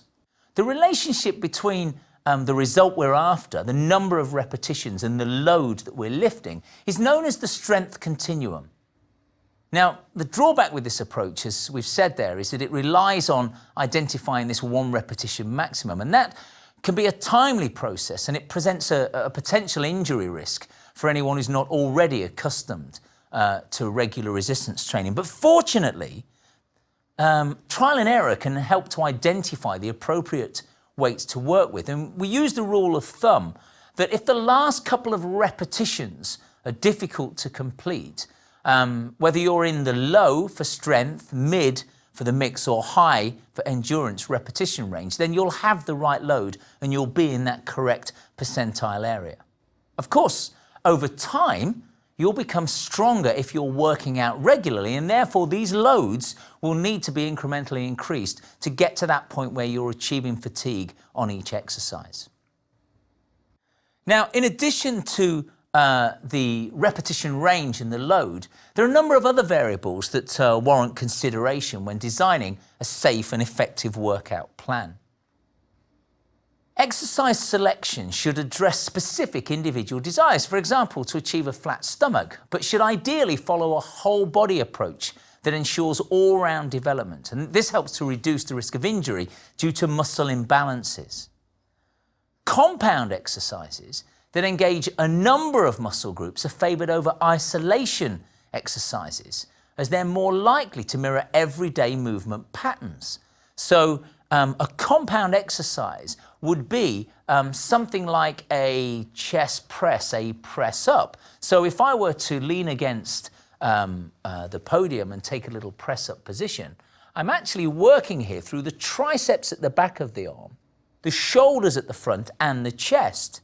However, if I were to simply take a weight and extend my arm backwards, I'm really isolating there to just the tricep at the back. Yeah? So that's the difference between our compound and isolation exercises. Now, the exercise order is important, and generally it follows a couple of guidelines. It's a good idea to attempt the most demanding exercises at the beginning of the workout, because then you have more energy. But also, alternating upper and lower body exercises allows you to avoid having to stop due to local muscular fatigue. And rest periods between exercises are important, and they can vary according to your training program. Strength trainers will need to allow probably somewhere in the region of 1 to 5 minutes in order for the recovery before the next maximal exertion, whereas endurance training features rest bouts certainly no longer than 90 seconds, because you want to keep the muscles working as much as possible. And then recovery between successive workouts. And this is really governed by the length of time it takes for the muscles to repair themselves. It's usually around 48 hours, although for novices it could be a little bit longer. But importantly, you shouldn't attempt exercise before the muscles are ready to go again, as this can result in what we call a catabolic effect, which is the opposite of anabolic, which means muscle growth. Catabolic actually means the muscles breaking down. So If this happens, the muscles will constantly break down through not being afforded enough time to absorb the protein they require and repair. And actually, they'll become weaker, smaller. And this mirrors what happens in starvation, where the muscles are deprived of protein because your body begins to take it out and use it as a fuel to keep the vital organs running. So let's now consider a few different resistance training formats that you can follow. We'll start basically with the single set. And as the name implies, this approach dictates that we only perform one set of each exercise. But remember, it must be to fatigue. Remember, those last couple of repetitions, we must be getting to fatigue. Now, the benefit of this approach is that there's a raft of evidence to confirm that it produces results, and also that it's time efficient. On the negative side, though, overload's not always achieved in just one attempt, so practice is required to get the right resistance. And guidance is that exercise should be performed at a slow to moderate speed. Now, moving beyond that, naturally from a single set, we go to multi-set exercises. And this is founded upon performing usually 3 to 5 sets of the same exercise before you move on to a different exercise. And the rest times will usually be a little bit longer than the previous example, especially if you're handling heavy weights in order to build up strength, as we mentioned earlier. Now, although this may be too demanding for those new to exercise and requires a good deal of time, it is a simple format and it encourages a deeper concentration on the working muscles, and that can help to accelerate results. A possible disadvantage, however, is that in the gym, this can potentially present a small issue in that you need to sit on one piece of equipment for a while to do it. Now, circuit training is something certainly I remember from school days. And this term describes a number of exercises done in rotation, usually one set at each station with a short rest as you move on, possibly completing even more than one circuit if you're advanced. Now, the great thing here is that exercises will be varied to allow for a focus on all the major muscle groups. And the target at each station might be a specific number of repetitions, or it could be a set time duration. But in both cases, the goal is really to improve your endurance. Now, a sensible approach here for circuit training is to alternate upper and lower body exercises at stations next to each other. And this format is known as peripheral heart action training, or PHA training, because it requires the blood to constantly shift oxygen-carrying blood from one part of the body to the next. So what this does is it's something called vascular shunt. It leads to a greater calorie burn because the body's moving the blood from the legs to the upper body and then back down again and then back up again. So we get that extra calorie burn. So if you have a look here, you can see we've got an example of a circuit, and it requires nothing more than a pair of dumbbells and a small space. And typically the work period here would be 25 repetitions or 1 minute with a rest of 30 seconds. Now, this method has the advantages of allowing for a large number of exercises. It's ideal if you wish to work out with friends, and it allows the exerciser to choose how many circuits you'll complete. So moving on now to pyramid training. Now this describes a technique of repeating sets on a given exercise, but with different loads and so a different number of repetitions on each. So this allows for either an ascending set where we go from a light to a heavy load, or a descending set where we go from a heavy to a light load. We could even do a full pyramid where we go from light to heavy and back down again. Perhaps something that would look like this. Now, pyramids have the advantage of allowing for development of both strength and endurance in the same workout, but they do need lots of time, especially if you consider the full pyramid and applying this to every exercise in your routine. In addition, there's a school of thought that believes so many sets will not produce any greater or speedier gains than just 1 or 2. And also, this is a demanding approach, so it's certainly not best suited to beginners. And now supersets. So what are supersets? This is a term that actually refers to 2 different methods of training that both rely on moving directly from one exercise to the next with no rest. And the option is either to target the same muscle group or to work in opposing pairs, which you'll remember I discussed earlier. So an example of the former might be a bench press, like so, with a fly and then a press up. So each of those exercises will involve the pectoralis being engaged as the prime mover. Whereas if we took a shoulder press and then a pull-up and a lateral raise and then maybe a bent over row, what we're actually doing there is alternately working the deltoids and the latissimus dorsi in the back.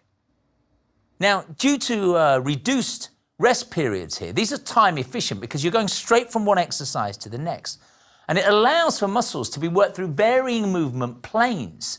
And it will be of high intensity, so it's going to produce good results. However, by definition, it's not ideal for novice exercises. And if you're performing it at home, it requires a few pieces of equipment.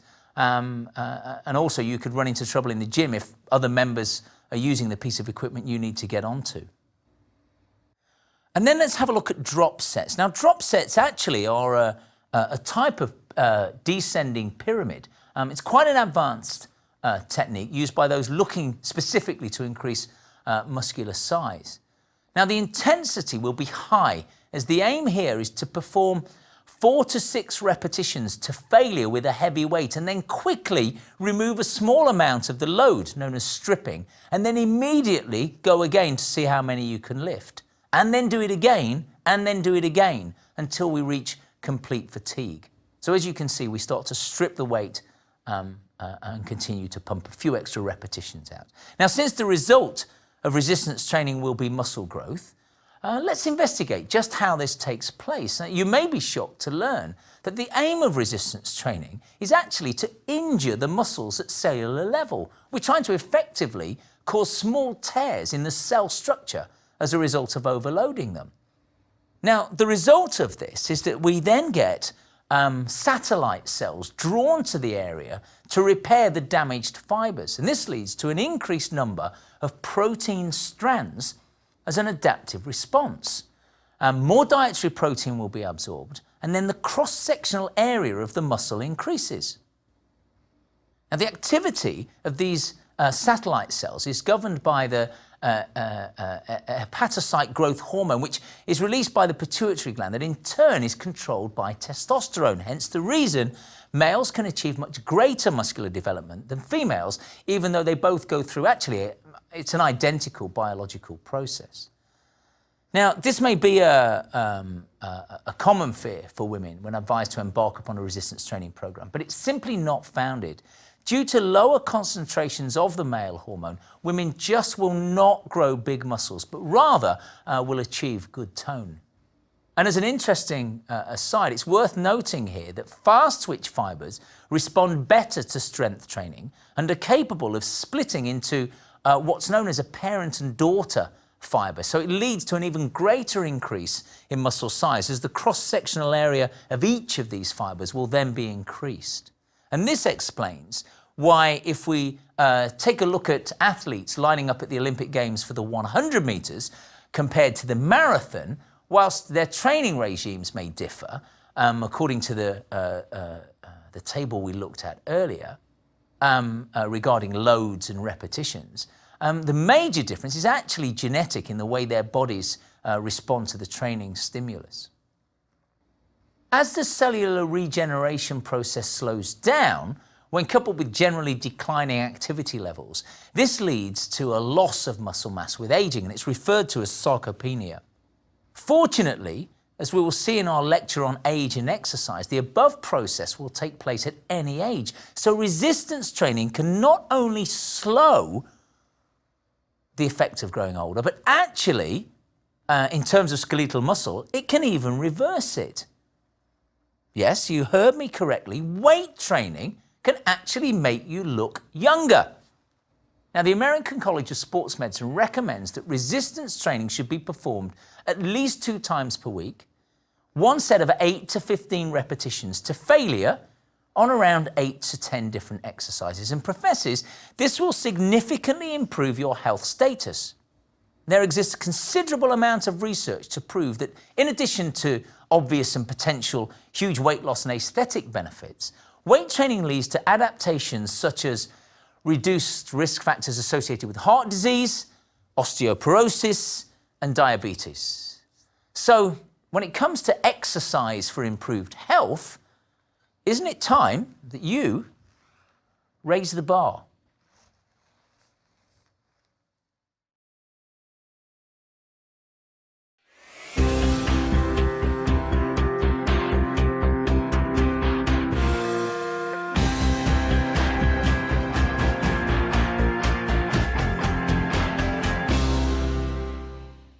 Osteoporosis is defined by the World Health Organization as a skeletal disease characterized by low bone mass and microscopic deterioration leading to increased susceptibility to fractures. The aim of this lecture is to equip you with the knowledge to reduce the risk of you becoming another one of those statistics. We'll look precisely how bone is constructed, learn a few surprising facts about its role, and investigate where things can go wrong. Most importantly, however, we'll uncover how exercise affects bone health and establish an activity blueprint that'll help you to remain strong to the bone for life. Firstly, let's look at a few statistics. According to the National Osteoporosis Foundation in Washington, D.C., to enable us to assess the scale of this problem, 10 million Americans currently have the disease, with another 34 million showing low bone density, a condition known as osteopenia, placing them at a considerable risk. Now, approximately 1 in 2 women and 1 in 4 men over the age of 50 will suffer an osteoporosis-related fracture. Fractures due to osteoporosis are known to lead to lower quality of life. 20% of walking patients need long-term care after a hip fracture, and 24% of hip fracture patients aged over 50 will die within 1 year after their injury. Clearly then, understanding bone health is an important issue when considering the quality of our later lives. So let's begin, first of all, by looking at the skeleton. Our 206 bones enable us to carry out a wide range of everyday tasks that we may take for granted, including one of the most basic but essential functions, movement. From simply pointing a finger to standing from a chair, from walking to sprinting, and from pushing open a door to carrying a child, we're only capable of doing so because of the skeleton's incredible architecture. Now, this may surprise you, but contrary to common belief, the skeleton's not merely a clothes hanger, but actually it's a living and ever-changing structure that needs care and attention. It's a dynamic tissue that, in addition to enabling movement, is also responsible for support, for protection, for storage, and for production. So let's look at these in a little bit more detail. Firstly, support. The skeleton provides a framework that supports the soft tissues and provides attachment sites for the muscles. In terms of protection, our vital organs, it's essential they're protected for survival. So think about the cranium shielding the brain, the rib cage housing the heart and lungs, and the vertebrae surrounding the spinal cord. Storage is very important because minerals such as calcium, phosphorus, they're stored in bone tissue to be released into the bloodstream when they're required. And in addition, as we age, some of the red bone marrow changes to become yellow bone marrow containing more adipose or fat cells that we can actually use as energy. The bone also plays a role in production. Red bone marrow is the source of production of new blood cells and also platelets, the clotting cells that stem blood flow in cases of injuries such as cuts to the skin. Now, lesser important functions of bone include conducting sound to the inner ear through the bones of the skull. And by the way, that's why your voice sounds a little different to you than it does to others, because your skull conducts sound at lower frequencies than air does. Bone conduction also allows us to hear underwater. Oddly, underwater we can hear at much higher frequencies than through air, up to 200,000 hertz, which is 10 times more than you can hear on land. Now, the makeup of bones is somewhat more complex than first sight might suggest. Rather than a solid structure, bone comprises two quite distinct sections. Firstly, we have the cortical bone, also known as compact bone, that forms the exterior.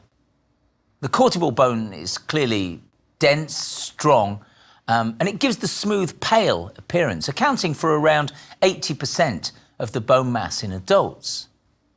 Then we have the trabecular bone, the cancellous bone inside, that's quite spongy, and this is a honeycomb structure in appearance.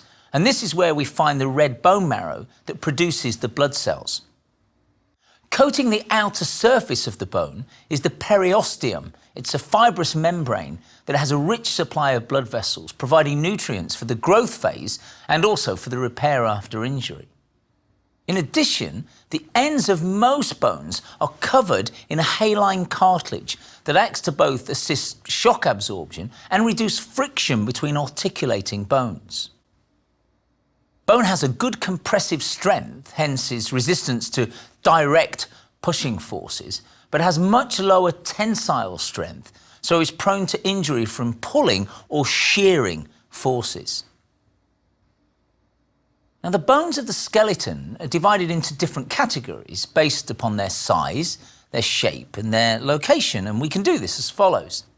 Firstly, we have long bones consisting of a length of central shaft that's slightly curved for extra strength, and then two wider ends. These tend to be made up more of cortical bone, with examples being the femur, which is the thigh bone, which is the longest bone in the body, then the tibia, the fibula, the humerus, the radius. They're all examples of long bones. Now, short bones usually are almost as wide as they are long, and these are found in key fulcrums of the wrist, of the ankle, and only have a thin outer cortical bone, being mostly made up of the spongy trabecular bone that we find in the middle.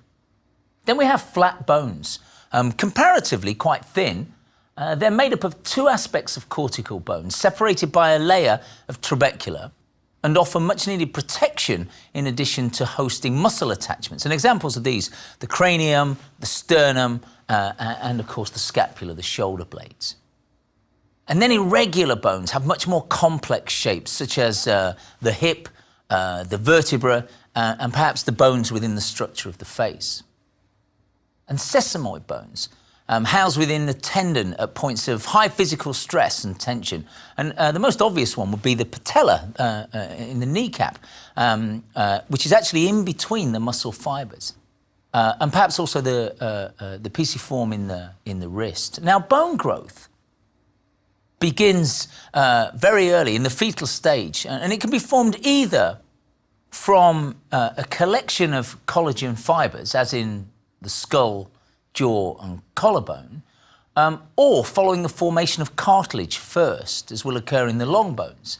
In both cases, development results from the buildup of calcium and magnesium salts being deposited at that location, a process referred to as ossification, from the Latin word os, unsurprisingly, translating to mean bone.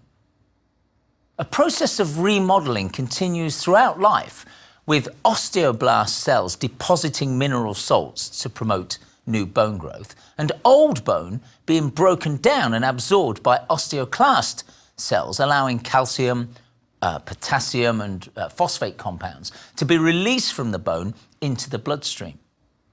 In addition to maintaining calcium levels, remodeling also affects any necessary repairs to bone tissue. So as a child then, formation outpaces reabsorption and results in increased length and width of the bones. They grow. But surprisingly, the reverse is true in later years. So we achieve a peak bone mass somewhere around 25 years of age, although there's some individual variance here. Now, calcitriol governs the flow of calcium into and out of the bone tissue. And this calcitriol is formed in the kidneys, with vitamin D, which we absorb from the sunlight, being a key ingredient. The parathyroid gland controls the kidney secretions so that if calcium levels in the blood fall below a certain point, more will automatically be released. And this balancing act is assisted by the presence of estrogen. So clearly then, it's the drop in estrogen levels associated with menopause, therefore, that result in greater bone reabsorption and so the loss of bone density in women. Now, similarly in men, testosterone interacts with hormonal receptors to control bone maintenance, so low levels of testosterone will also increase the risk of osteoporosis. Now, there are actually two classifications of osteoporosis. Primary or type 1 occurs in women soon after menopause due to the marked drop in that estrogen level, as mentioned earlier. Secondary or type 2 osteoporosis is age-related, and this actually affects both sexes. However, it's usually more pronounced in women due to their smaller bone mass and their tendency to live longer than men. Unfortunately, the condition can creep up on you. And there are no obvious outward signs as to your bone health. So the first you may know of it is when you suffer a fracture, following maybe even just a relatively minor trauma. The most common fracture sites are the wrist, the hip, and the vertebra. It's possible to predict the risk of fracture by measuring bone density in the following ways. We can measure by a single energy X-ray absorptiometry, and although this scan only allows for measurement of the peripheral bones, such as the bones in the forearm and perhaps in the heel, it's still a useful measuring tool. Another method is quantitative computed tomography, and this has the advantage of enabling measurement of the vertebra, the lumbar spine, but it's not wholly accurate. Dual energy X-ray absorptiometry, as opposed to the single, is the blue ribbon method of scanning, as it can be applied to many different sites on the body, requires less exposure to radiation, and is faster than the other techniques. Now, since these are not readily available, it's perhaps a wise first step to consider the many risk factors that may have proven to be of concern, and then consulting your doctor if you have any concerns. These risk factors can be split into two distinct categories, namely intrinsic factors that can't be manipulated and account for somewhere in the region of 70 to 85% of the difference in bone mass density, and then extrinsic ones that we can affect, responsible for that remaining 15 to 30%. Let's consider these two groups in a little bit more detail. Intrinsic factors. These include family history. There appears to be a statistically significant hereditary influence here, with studies revealing that daughters of mothers who suffer the disease are likely to display a lower bone density. Gender, a major consideration as women's decreasing estrogen levels post-menopause impact, is that the healthy bone density levels tend to be lower than male counterparts, simply due to smaller size. In addition, the age at which girls first menstruate plays a role, later actually being an increased risk. And then ethnicity plays a role, as European and Asian ancestry carries a greater risk than Afro-Caribbean and Hispanic descendants. That could simply be due to generally being smaller, but it's also suggested that the former two groups are less physically active on the whole. And then, of course, there's age.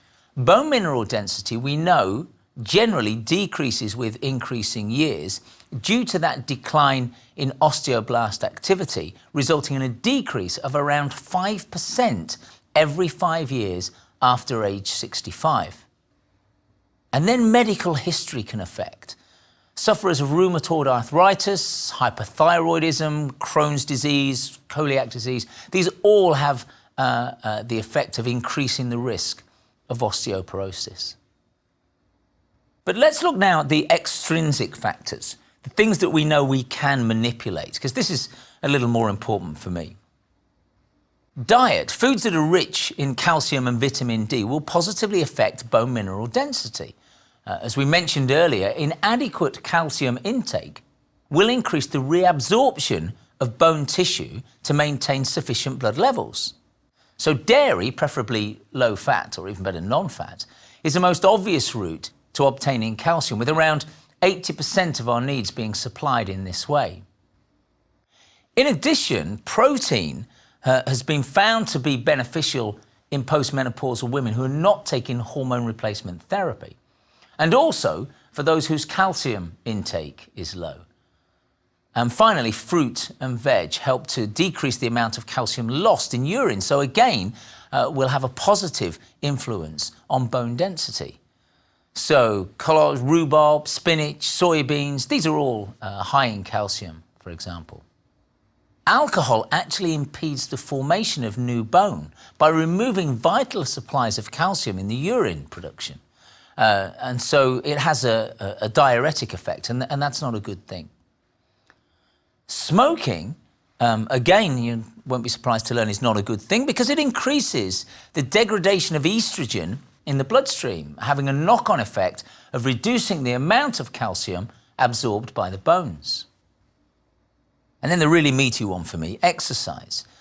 Since bone adapts to the mechanical stresses applied to it, then loading of the bones through physical activity will lead to positive changes in structure. Exercise has been shown to improve bone density at any age, although can be affected by a number of factors such as nutrition and the actual choice of exercise. But don't just take my word for it. Let's go back to Dr. Stephen Novella. I asked him if there is any area of fitness that people don't pay attention to but really should. So let's hear interesting things he had to say. I think perhaps the most neglected aspect of exercise in the older population is weightlifting. It seems to be something that a younger person would do. You weightlift in order to body build, to build muscles. But actually, doing some kind of weightlifting is essential to maintaining muscle mass and functionality. So there are many recommendations now to incorporate weightlifting into exercise because many people don't do that. They think that by getting an aerobic exercise, that's enough. That's all that they need to do. But really, the resistance training is another essential component of that. So as you can see, of all these modifiable factors, exercise carries the potential to impact greatest upon bone mass as it produces gravitational force on the skeleton, but also muscle loading, both of which have been proven to promote bone health. Therefore, exercise should be the platform of any program that is designed to reduce osteoporosis risk. One study showed that regular physical activity can lead to a reduction of risk of hip fracture by 38% in women and 45% in men. And that's not purely attributed to increasing bone mass, but also because of the decrease in fall risk due to the greater strength development. So exercise can be seen as a two-pronged attack on reducing the risk of osteoporosis-related fracture by giving greater muscle strength and dynamic stability to remove the risk of fall, but also giving greater resilience should this occur. So just how is it that resistance training leads to this increase in bone density and therefore a lowering of osteoporosis risk? Well, the key to these positive changes is the skeleton's natural inclination to adapt to forces applied to it. If demands fall above a certain threshold, then cellular activity will change to bring about an increase in the strength of the bone. And this occurs through a phenomenon known as the piezoelectric effect, whereby the mechanical stress exerted by the tendon of a muscle on the bone, which it attaches to, will generate a voltage. And this term is derived from the Greek word for squeeze, so now we can understand how it links to the performance of strength exercises. And the piezoelectric effect dictates that the stress applied will result in a change of charge within the collagen fibers. This charge then attracts the oppositely charged osteoblasts, which we talked about earlier, which then deposits minerals at the site. The result then will be a localized increase in bone density. Believe it or not, this principle was first observed as long ago as 1892 by Dr. Julius Wolff, and it's actually referred to, it's known as Wolff's Law. So there's a really key message to take away here, and that is that lack of physical activity will lead to a reduction in bone density and an increase in your associated risk. But regular exercise will reverse this decline. So this is indeed why osteoporosis, along with many other conditions we once associated with being elderly, is actually nothing to do with age, but it's linked to disuse. So in fact, it's vital, absolutely vital, not to think of osteoporosis as being associated with aging, because committing to a regular exercise program at a young age will ensure bone density starts at a higher level, and so mitigating the effects in later life. So think of your skeleton as a bank account. Instead of working to earn money, you can deposit when you need it later. Think about working to earn extra bone tissue that is deposited for when you need it later. So now we've established the merit and mechanics of resistance training in bone health, we need to understand the workout guidelines, which you'll remember from one of our earlier lectures regarding effective exercise prescription, relies on something called the FIT principle, FIT, the frequency, the intensity, and the time. Now, a study in 2000 published in Calcified Tissue International demonstrated that both female and male subjects benefited from moderate and high-intensity resistance training, defined as the former involving seated fixed weight machines and the latter being standing free weight exercises. The workouts were performed 3 times per week, with the high-intensity group recording slightly better gains in bone mineral density, lean body mass, and functional strength when compared to those following the moderately intense regime. I'll remind you that you can spread out these workouts throughout the day if that's the only way you can fit in enough time. But before you rush off to get active, however, be aware that to be effective as prevention, the exercise must achieve this bone loading effect we talked about. So let me remind you, that means it should be weight-bearing to achieve the gains resulting from gravitational force. It should also involve strength exercises to take advantage of the influence of that muscle loading. So a menu of walking, jogging, and jumping, together with strength training, will provide a stimulus to benefit bone health. And in addition, there appears to be a bonus in varying the training environment from land to water, and also deploying differing speeds of movement from slow to fast, and even explosive exercises. So a point to bear in mind is that the bone loading effect is site-specific. So what I mean by that is if you're jogging, it's not going to help to improve bone health in the upper body as lifting weights will. Therefore, we really need a wide selection of resistance or strength training modes. It's a must in order to ensure the whole body achieves these gains. So clearly there should be a bias towards exercises that target the key fracture areas. So we'll pay particular attention to the femur, the hip, and the wrist.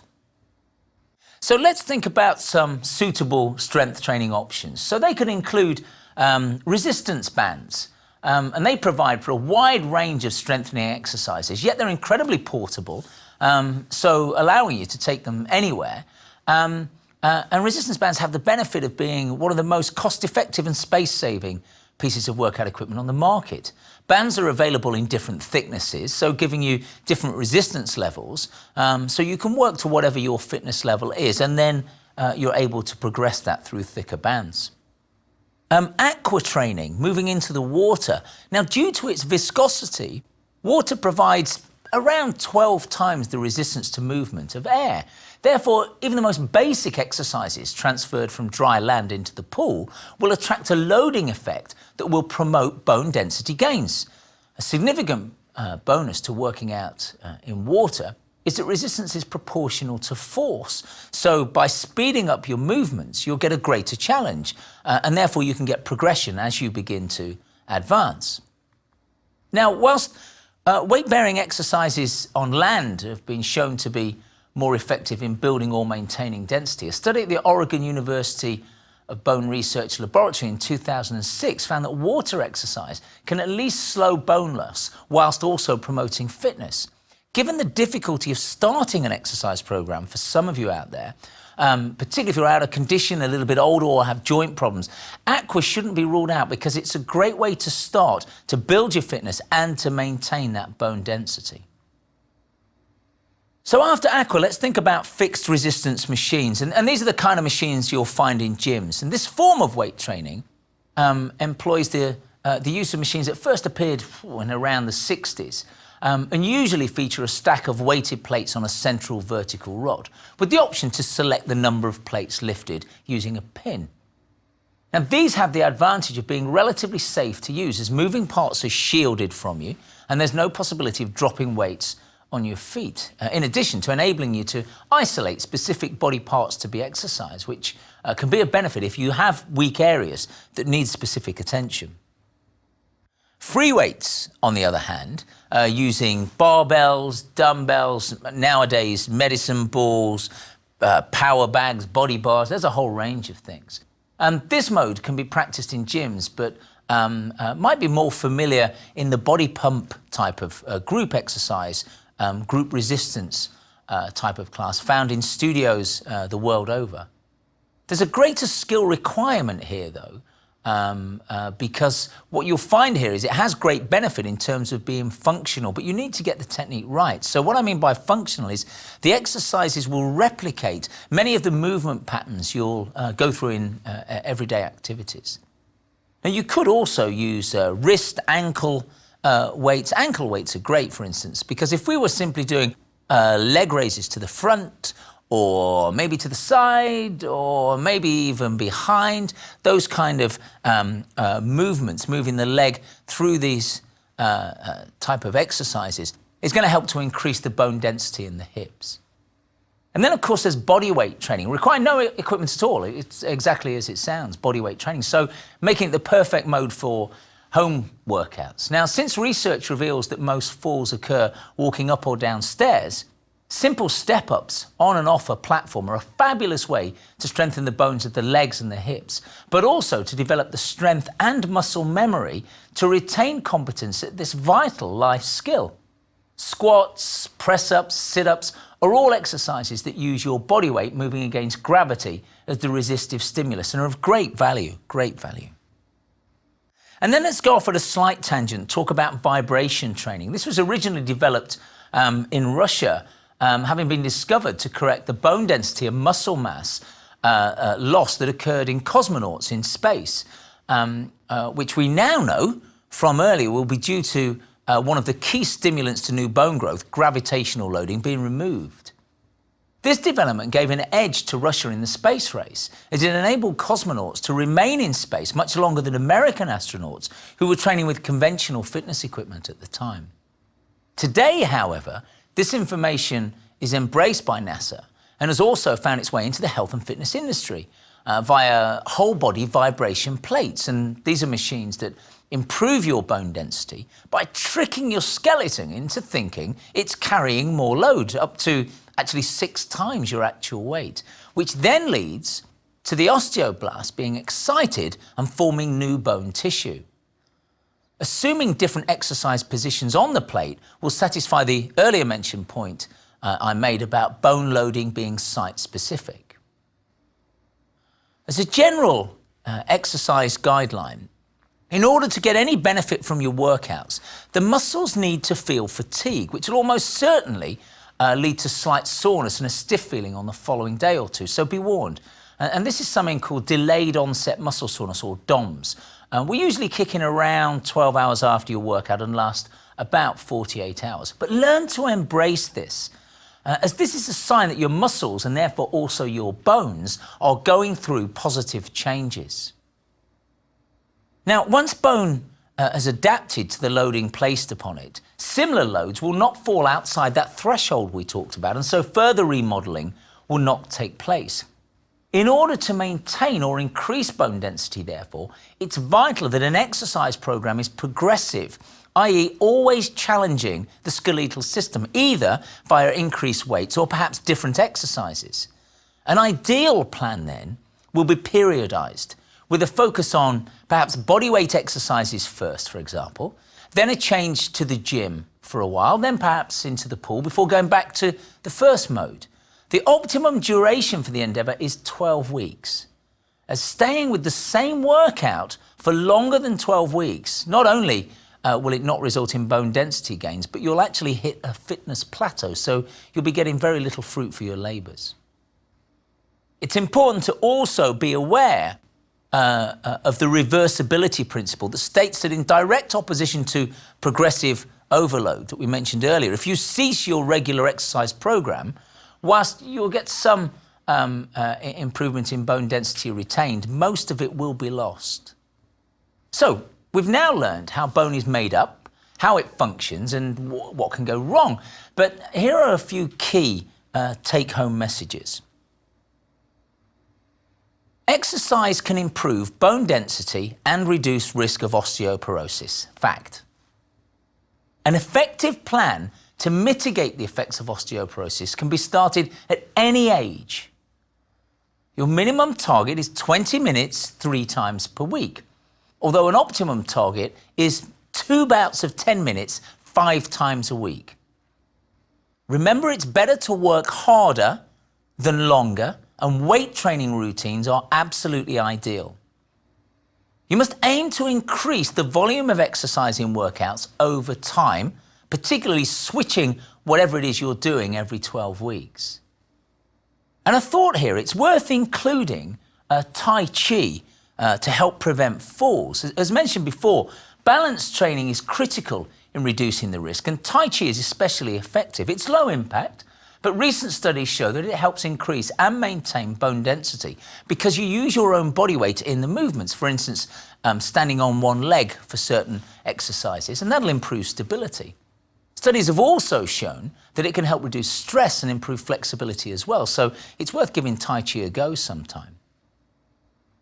So in summary then, there are plenty of options for building and maintaining strong bones, and it's never too late to get started. Follow these guidelines, and you can not only delay the deterioration in bone health, you could even reverse it. Now, since weight training is the prescribed medicine, and it's referred to as resistance training, you now have the knowledge to truly resist the aging process.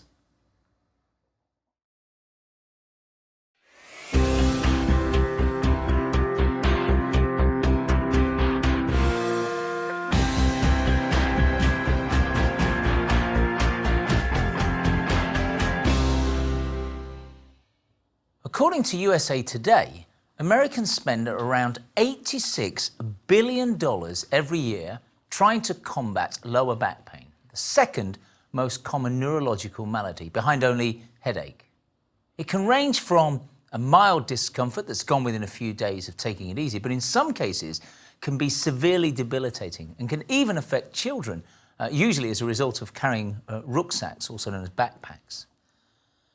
As in most fields of medicine, however, prevention is better than cure and certainly cheaper. So this lecture is designed to help you to understand the basic anatomy of your spine, to alert you to some of the problems that may arise, and to arm you with a plan of action to reduce the risk of becoming a sufferer.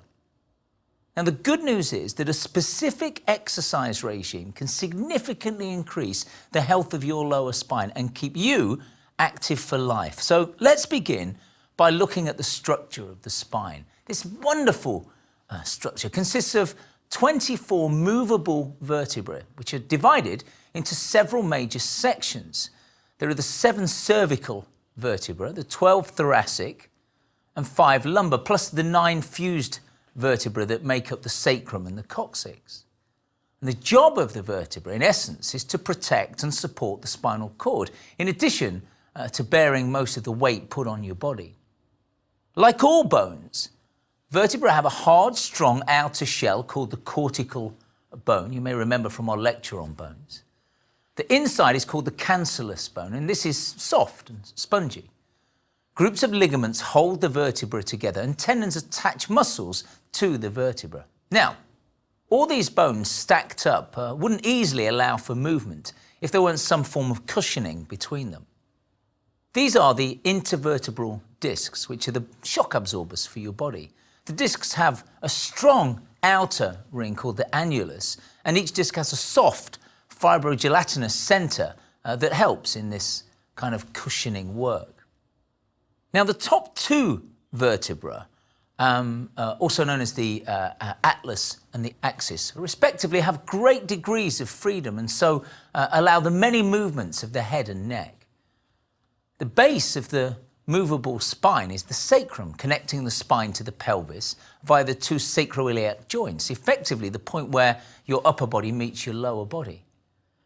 Like other points in the body, various joints, you'll find cartilage is here to absorb shock. In fact, both haline cartilage around the ends of the bones and fibrocartilage between. Yet, unlike other joints, they're not very movable. To give you an idea of the restriction, it only allows for around 4 millimeters of movement when you bend forward. The joint's got a unique locking device that's essential to maintain stability in the pelvis when you're walking, as it allows for weight to be transferred from one leg to the other. Now, you'll have no doubt noticed that the spine is curved. We have this thoracic rounding in the upper body being referred to as a primary curve due to it forming in the embryonic stage, whilst the cervical and lumbar curves are known as secondary curves due to them developing after birth, i.e. when the baby first learns to lift its head, and then when it first stands, respectively, that's when we develop those secondary curves. Although the curvy female back has long been a regular subject of great painters throughout the history of art and remains a driving force in the fashion world's desire to create the perfect dress, there's a little more to it than purely aesthetics. The design is actually an engineering marvel, as a perfectly straight spine would make it really difficult to maintain a stable centre of gravity, particularly when walking. And also, a straight spine would lead to dangerous loads being applied to the lumbar vertebra.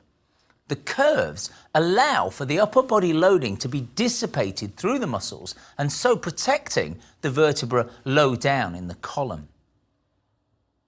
Each vertebra consists of a main body to the front and a central aperture. There are two transverse processes and then a spinous process to the rear, which is the thing you can feel when you run your hand down your back. The vertebrae stack conveniently to allow the holes to line up, providing a protected canal down which the spinal cord runs.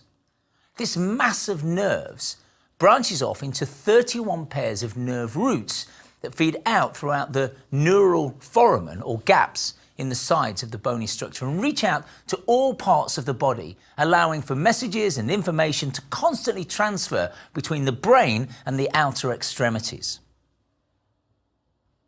Being an ingenious feat of engineering, the spine is capable of movement in many directions.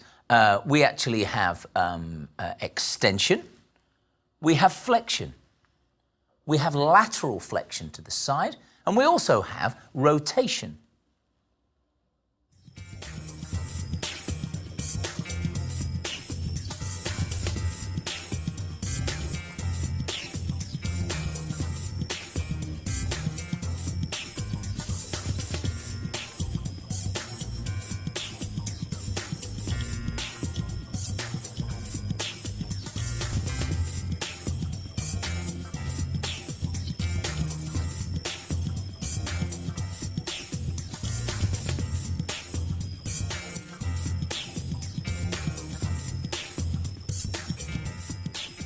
In reality, our everyday activities require a combination of these movements. If you pick up a bag or a box, or you put something on a shelf, for instance, these actions are brought about by the muscles that attach to the spine, and these can be split into two groups.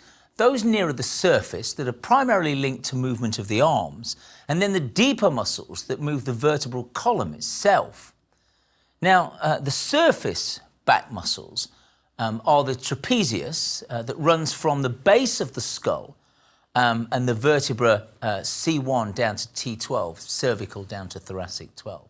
Inserting into the clavicle, the acromion, and the scapula, the shoulder blade at the back.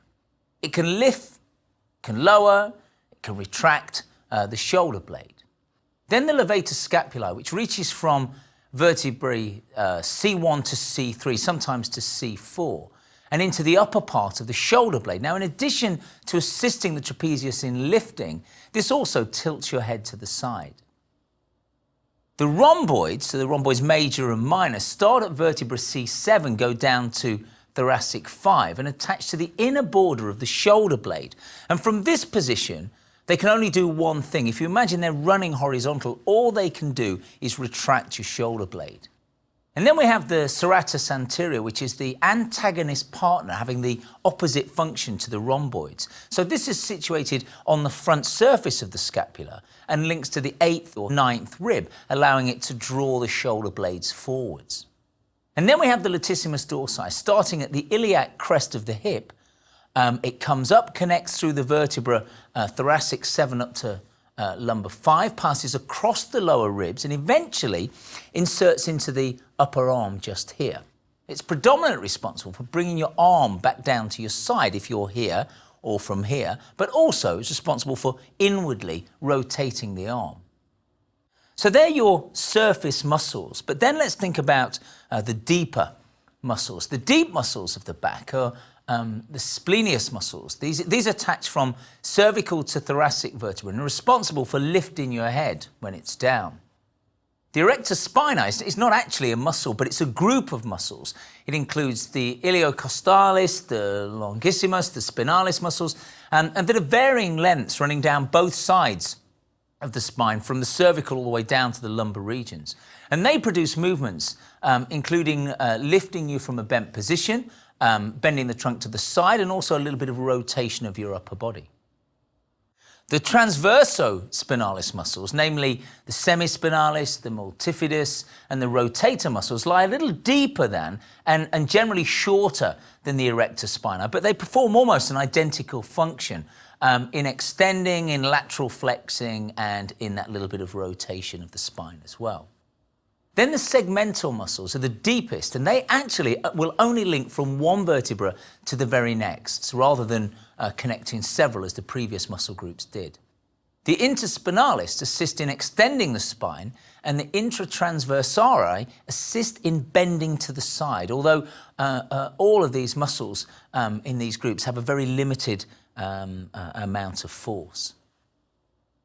So the spine's obviously the most important determinant of our posture, described in the Cambridge University Press Dictionary as the way in which someone usually holds their shoulders, neck and back, or a particular position in which someone stands or sits, etc. So good posture refers to a balanced body position that allows for movement with minimum effort, and this should be a proactive state from which the body can accommodate external forces and respond with strength, mobility, stability, or a combination of all these three.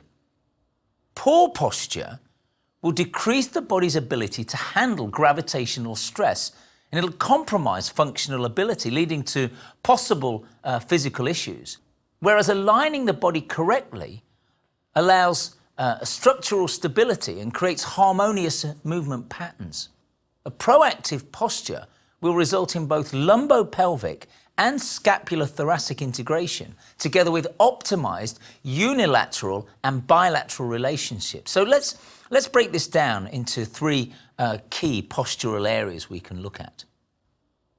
Firstly, the lumbar region. So in a neutral placement, the normal curve is slightly convex anteriorly, just here. Yeah? And this is the most stable and optimal shock-absorbing position. So while breathing and engaging the abdominals in this position, no strain should be felt through the spinal extensors in the lumbar area.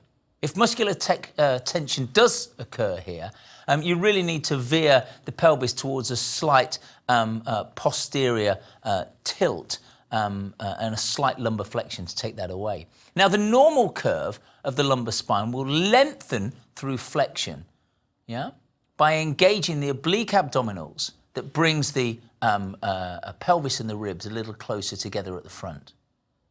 Let's have a look at the thoracic region. We'll move up slightly now.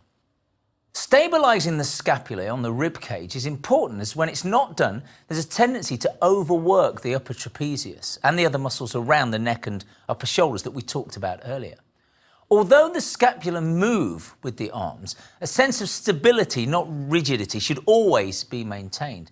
So keep the feeling of gently sliding the scapula down at the back and towards the spine in a sort of V movement. So even though they may not stay still, they might actually elevate when you lift your arms. The feeling is still keeping them down rather than the shoulders. So the shoulders should be allowed to move, but not to fall forwards or squeeze together in this way. And then finally, let's look at moving up again to the cervical spine.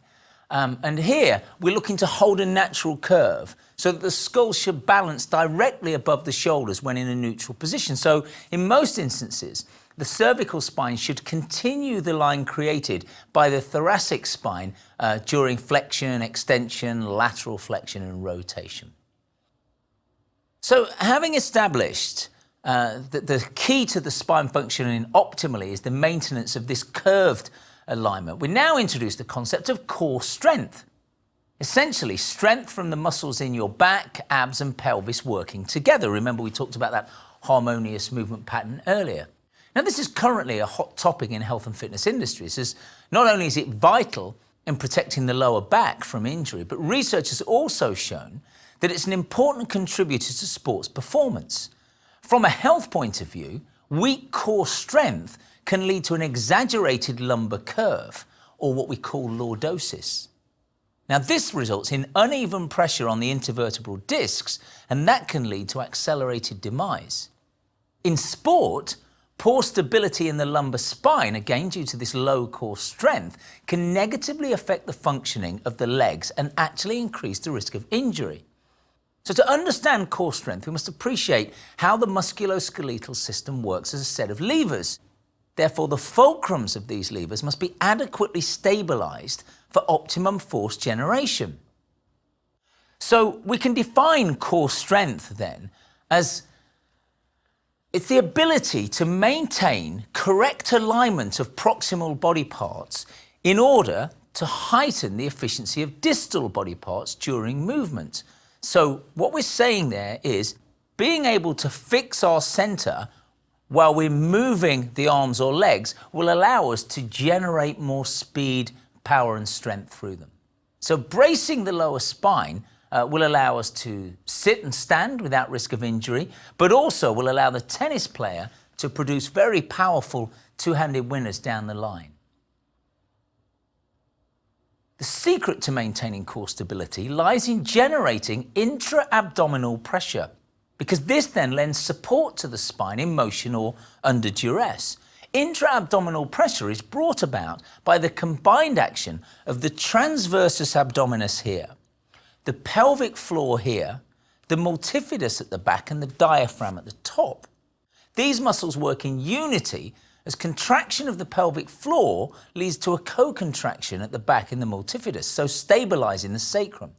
Also, we then get a co-contraction in the transversus, which begins to pull in here. That in turn attaches to the thoracolumbar fascia at the back that pulls in. And so the end result is, through all this pulling in, we have an increase in the intra-abdominal pressure. So now we've mentioned a few new muscles here, so let's just take a look at them in a little bit more detail. The transversus abdominis is the deepest of the internal abdominal muscles. Because of its origin at the thoracolumbar fascia, this sheath at the back, it's responsible for spinal stability. It causes compression in the abdominal cavity when we pull in. The pelvic floor has three major compartments: the anterior, middle, and posterior. Now, the peritoneal cavity is the fourth layer, with the fascia sometimes being counted as part of that layer or sometimes being considered as a fifth layer.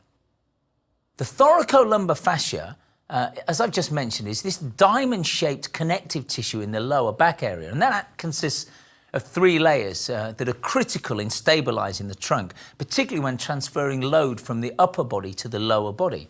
It's attached to many other body parts, including the spine, the ribs, plus a number of muscles, even embracing the erector spinae between its 3 layers. Tension within this fascia can be increased through motion of the arms, maybe through the trunk and maybe through the lower limbs. You'll begin to feel that at the back. So how can we effectively target these muscles through exercise to improve our core strength? Firstly, we need to use free movement and avoid fixed resistance machines that you find in gyms, because they put you in a certain position and then support your movement. So actually, they allow you to switch off your core muscles. In addition, most of these machines isolate movements so that only one group of muscles is working at any one time, which is contrary to how we function in everyday activity. So a better option, therefore, is to practice what are known as compound movements using several muscle groups at the same time. So I'll give you an example, something like a squatting exercise where I'm using here and here and here and a little bit of here. Everything's working together. So you can do this using body weight or with free weights, as both have been shown to force you to switch on your core muscles before you set out on your first repetition. This is something known as pre-excitation. So squats, press-ups, same kind of thing. It's a body weight exercise using a number of muscle groups. So in these type of exercises, the core muscles have to work hard to maintain your natural, comfortable curve of your spinal alignment, referred to as your neutral spine. This ensures there's minimal stress on the soft tissues surrounding the spine, such as the ligaments and the intervertebral discs. You should really consider balance when approaching core training, as any exercise program should develop limb strength in a coordinated fashion from left to right, from front to back, and from upper to lower. A perfect example is the increased risk of hamstring injury if the quadriceps at the front of the thigh are too much stronger than the muscles at the back. That's the hamstrings. Now, exercises for the lower back should build strength, but also improve your range of motion. The route to a healthy back involves 5 steps. So let's go to work in the studio and show you how we can do this. Some simple exercises, and you can do these with me. So press pause, stand up, and get ready to join me on these exercises. Our first exercise focuses on improving the movement patterns that you use every day. So we're working on our coordination here. So this is what we're going to do. Taking a medicine ball. I've got a medicine ball here for Peter. It could actually be anything, any sort of weighted object, because the idea is this is something you would do in your everyday task with everyday objects. So the aim of the exercise here, combining those movements, is to reach down to this side for me, please, Peter. Okay, so in this position, what we're doing here is we've got a little bit of flexion. We've got a little bit of rotation as well. What we're going to do then is lift it up to the high across to the other diagonal and reach.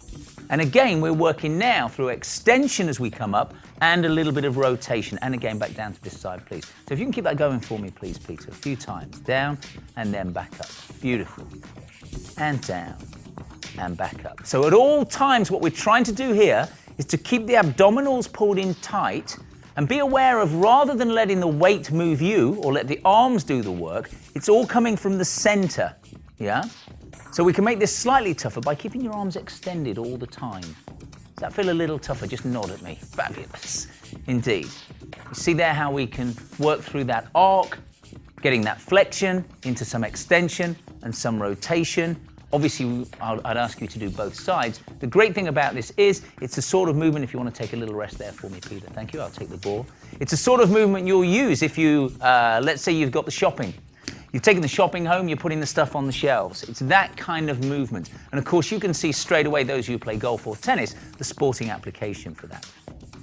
The next exercise works on increasing our stability by practicing balance exercises, and again puts a lot of emphasis on core control. So all we're going to do here is a little bit of work on the single squat. So pick a leg. You can't pick your good leg because you're going to do both legs.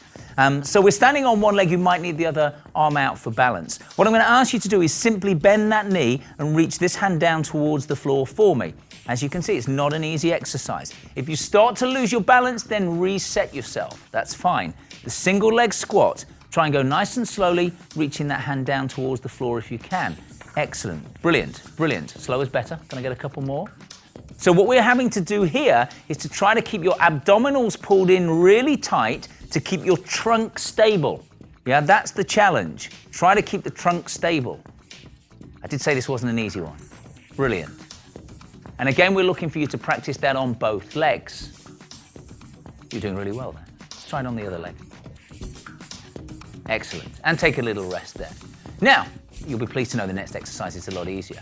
What we also need to do here is to develop a platform of endurance through low-intensity repetitive exercise. This will make a big difference. So what if we take the feet about hip width apart and then just went for a normal squat down and back up, please? Good.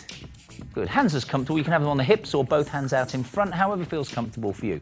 Again, I want you to focus on keeping your abdominals pulled in tight. Can you keep your heels down on the floor for me, please? That's it. Press the heels down onto the floor as you go down.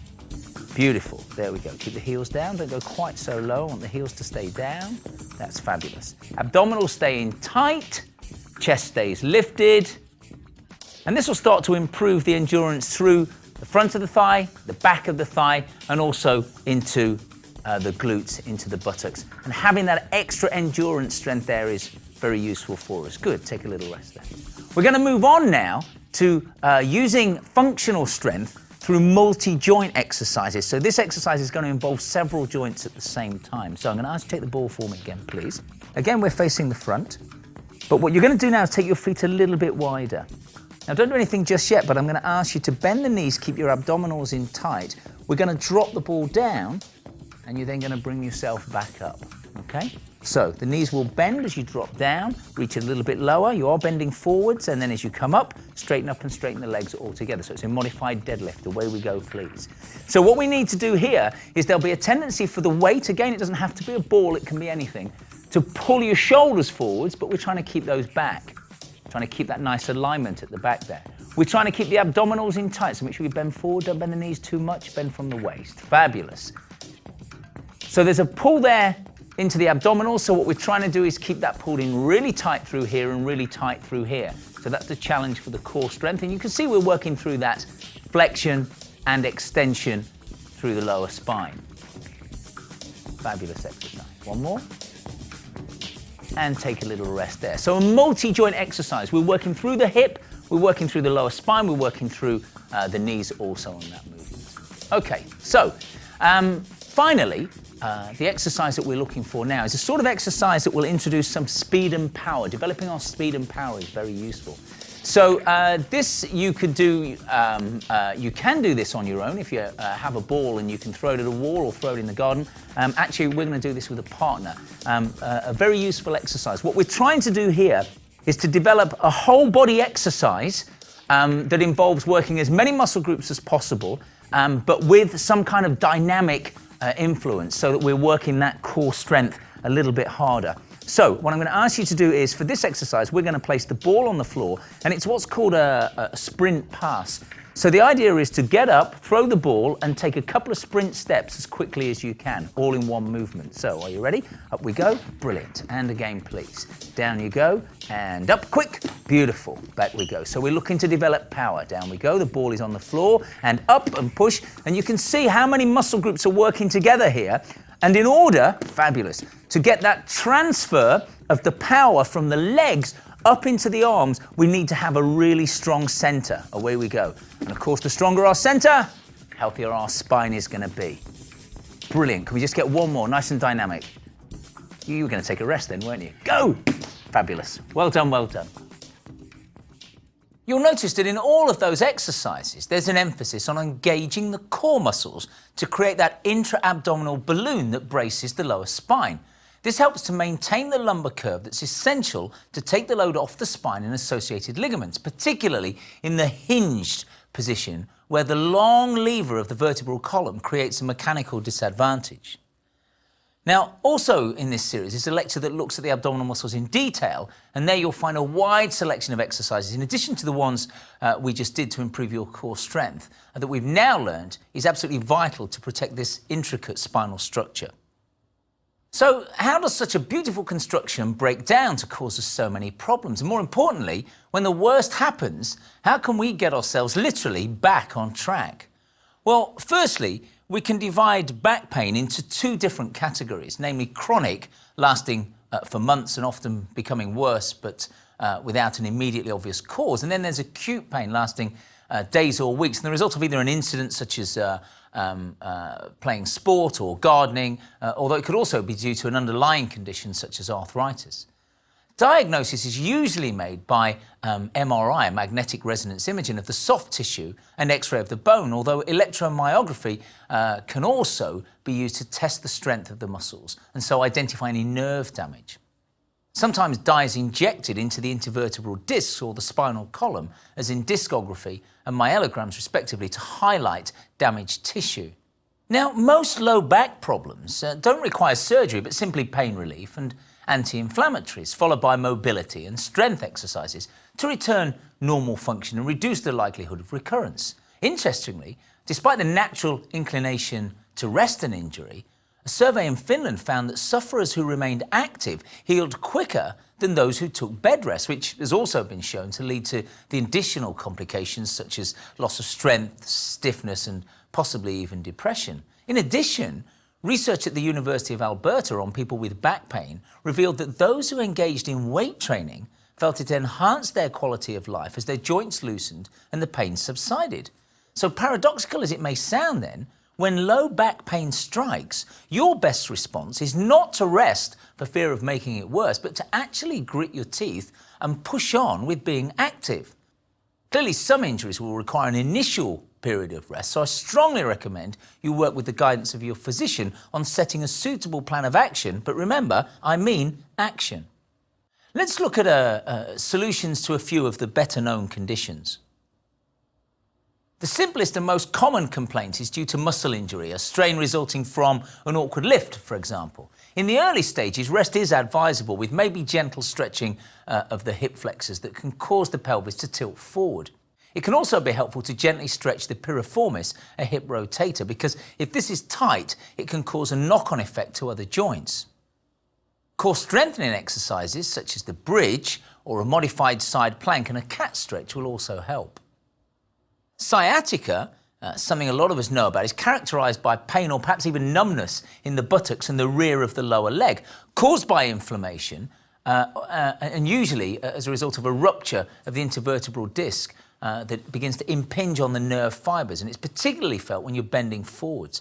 Stretching of the hamstrings and the abdominals is advised, together with Superman progressions to improve core strength. Lumbar stenosis symptoms are similar to sciatica, but are associated with standing and walking rather than bending. Pain's caused by a narrowing of the neural foramen, or that gap through which the nerve root passes that we mentioned earlier. This could be caused by extra bone growth due to arthritis or advanced wear and tear that again leads to pressure on the nerve.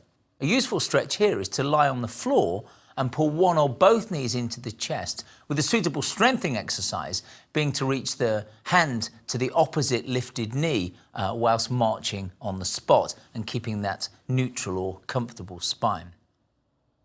Now, with all of these stretching and strengthening exercises, always back off if you feel any sharp pain. So to conclude, it's worth pointing out that in terms of a healthy spine, public enemy number one is poor posture. The National Back Pain Association tells us that 4 out of every 5 people will suffer at some time in their lives, and it'll mostly be self-inflicted as a result of poor posture that's developed over many years of incorrect movement patterns and perhaps a sedentary lifestyle. Kyphosis, for example, is a rounding of the shoulders and can result from many years sat at a computer or at the wheel of a car, like so. And a simple exercise we can do, keeping the elbows by the side, lifting the hands out, is a great little exercise to train those muscles that will help to correct that. Lordosis, or an exaggerated lumbar curve, can result from years of sitting. And as the hip flexors begin to shorten because of us being in that position, then when we stand up, they don't fully extend and we have to correct ourselves with this position. So a very simple stretch, like so, pushing forwards here, will begin to stretch the hip flexors there, so something we can do at the end of a day if we've been sitting at the desk for a while. So these exercises are simple, aren't they? And in both cases, incorrect alignment leads to weakness and stiffness. And you don't need me to tell you that these are the precursors to back conditions, either chronic or acute, as we discussed earlier. So whilst I've equipped you with a few exercises to help alleviate certain low back problems, I want you to forget about rehab and start to think about what I call prehab. By strengthening your core muscles now, you'll reduce your risk of back pain, possibly saving yourself a lot of discomfort and a good few dollars along the way. So remember, your back it's the source of support for your whole body, and it allows you to sit, stand, move, and to bear weight. However, it's also a delicate, finely balanced structure that will break down if not cared for adequately. But now, you know the basics of back care, so you can look forward to a healthy back for life.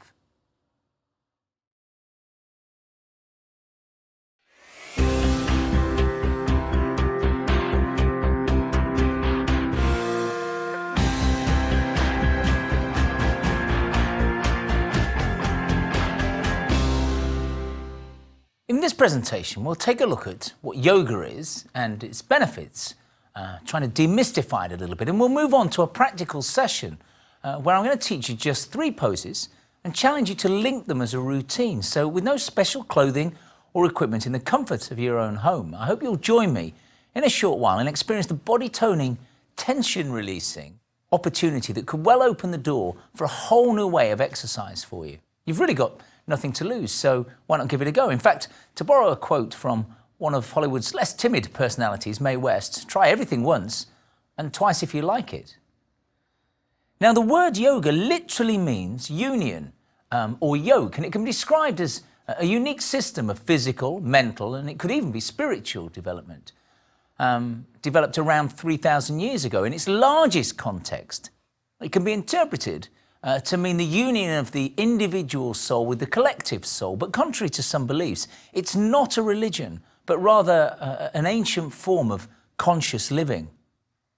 Unfortunately, it's this potential for yoga to reach into our lives that often repels many people from investigating the practice and its value, perhaps suspecting it to be some form of cult or associated with a hippie-like existence or linked to some unusual dietary regimes. In truth, yoga can truly be all things to all people. It just takes a little forethought to establish what you want to take from it and then figure out how to derive that. Now, if you consider that a 2005 study proved that yoga can improve biochemical indicators associated with heart disease, stroke, and diabetes, or that it's also been shown to reduce symptoms associated with back pain, osteoarthritis, carpal tunnel syndrome, or that Seattle research found it helps to control weight gain in middle age, then you can't help but draw the conclusion there must be something in this. Now, if I tell you that soldiers with the 320th Engineer Company serving in Iraq are practicing yoga to help with fatigue levels and to keep them battle ready, I think you'd find it pretty tough to mount an argument against giving it a go. Now, research suggests that yoga can improve mood, counteract stress, reduce heart rate and blood pressure, increase lung capacity, improve strength and flexibility, and ameliorate conditions like anxiety, depression, and insomnia. So I asked Professor Satterfield to tell us a little bit more about the clinical research behind the relationship between yoga and health. So there's a number of different complementary and alternative therapies that are currently being studied, many of them supported by the National Center for Complementary and Alternative Medicine at the National Institutes for Health. There is a growing body of literature that supports therapies such as yoga, and Hatha yoga is usually the most commonly studied, also Tai Chi. And it seems that for most of these therapies, they found positive results for depression, stress, and quality of life, all important things that we need to pay attention to. But particularly for Tai Chi, there's been a number of studies looking at the use of Tai Chi in patients who've survived cancer.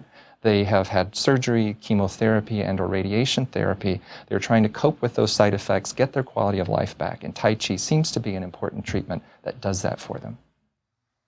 Some years ago, I made that first step into the world of yoga myself, even though I'd always promised myself that along with golf, it was something I would only indulge in well into my retirement years.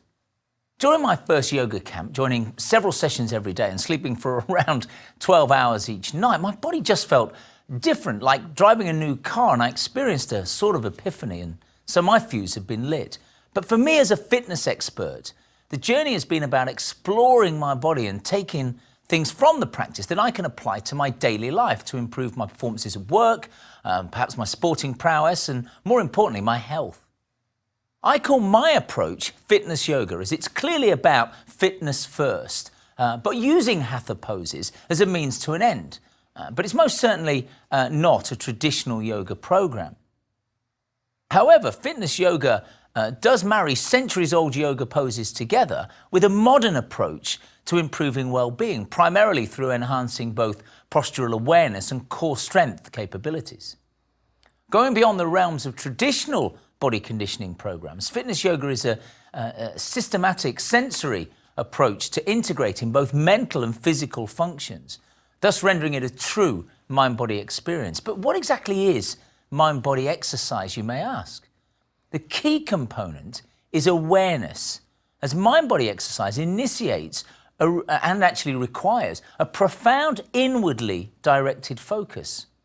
It differs from traditional exercise in that it's both non-judgmental and non-competitive. So there's no emphasis on how much you can do, how much you can lift, how many repetitions can you do, how fast can you go. There's none of that.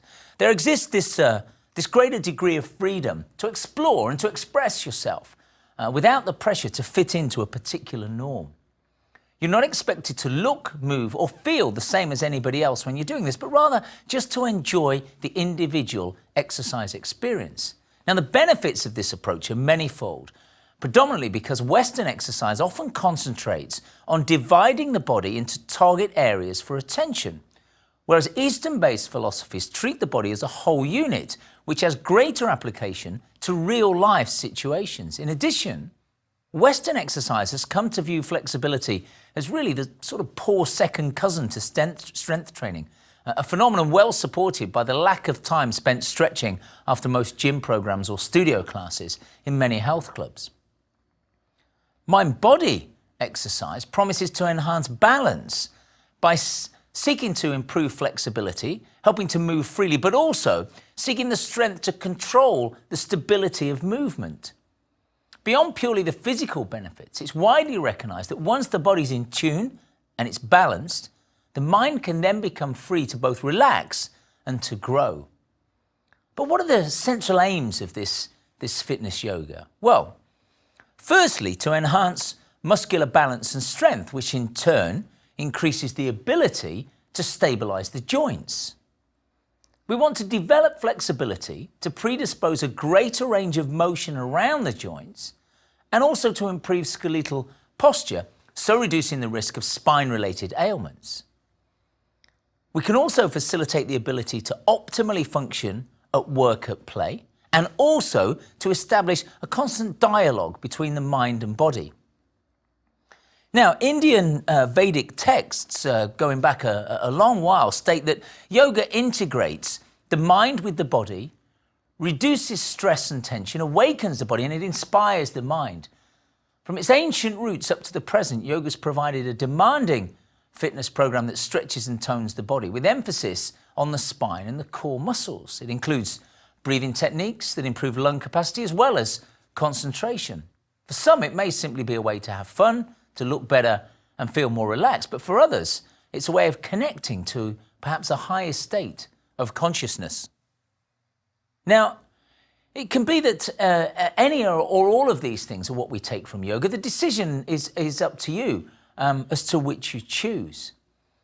Now, with ha meaning sun, relating to passion, energy, positivity, and da meaning moon, suggesting cool, reflective negativity, it's easy to understand why hatha yoga, being the most popular form, is described as this union of opposites.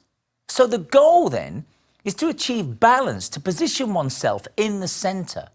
And there's now a whole plethora of yoga flavors out there available for anyone to try, and most of them have their root in hatha. Basically, the theory is that if you're moving, then it's hatha-based. Although the styles will differentiate themselves via differences in intensity, sequence, whether it changes or it's a set sequence, and intention. Is it for purification? Is it for body conditioning? Is it about meditation? All of these will dictate how the practice changes. Now, the Indian sage Patanjali systemized the various aspects of yoga into a little book called the Yoga Sutras. This is around some 2,000 years ago. Now, according to Patanjali, there exist 8 limbs in a yogic lifestyle, all equally important and interconnected. And these are designed as a blueprint for this yogic lifestyle. And it's easy to see how applying them to today's world would make for a happier life for us all.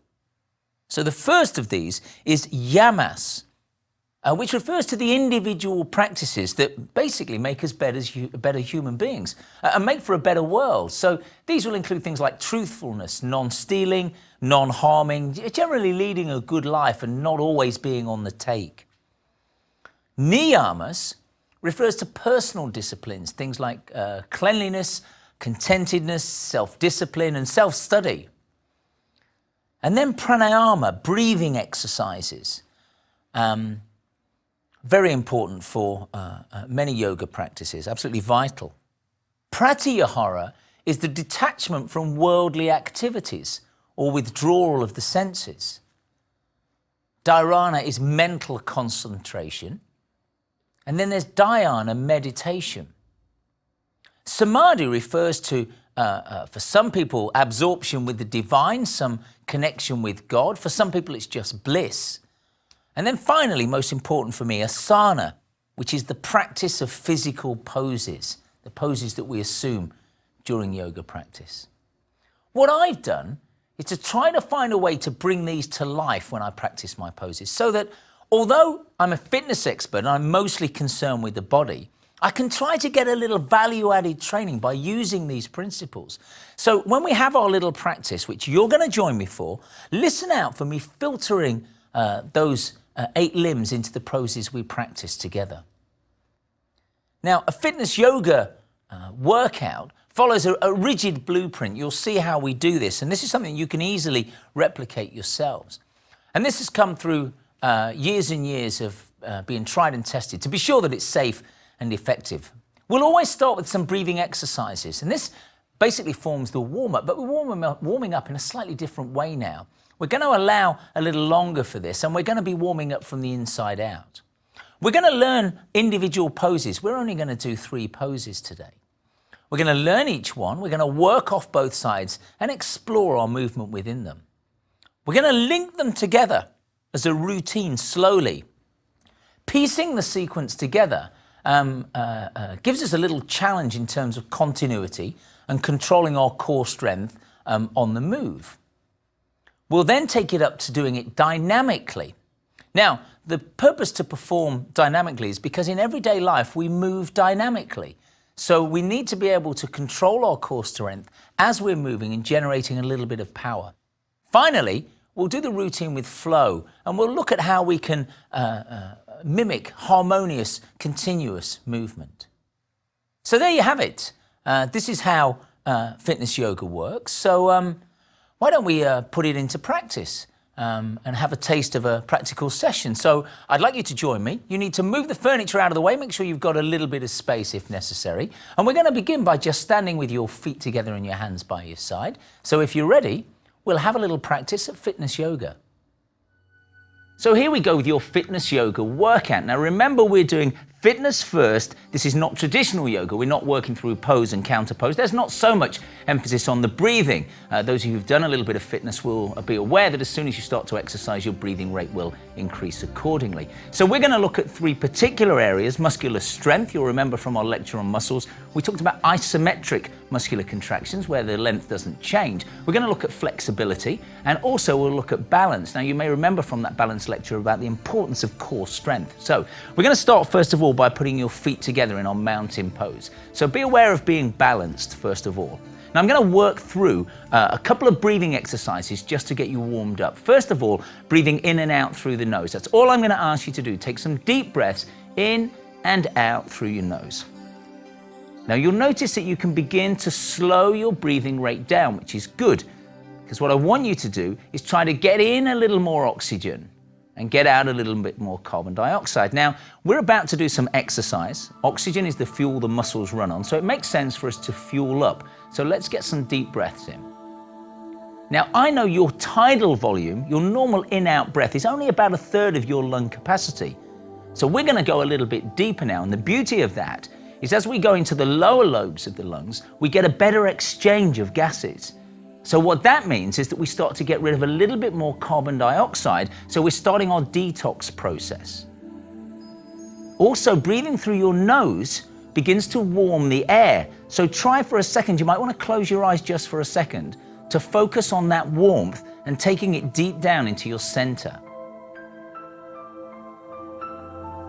Also, breathing through your nose begins to filter the air.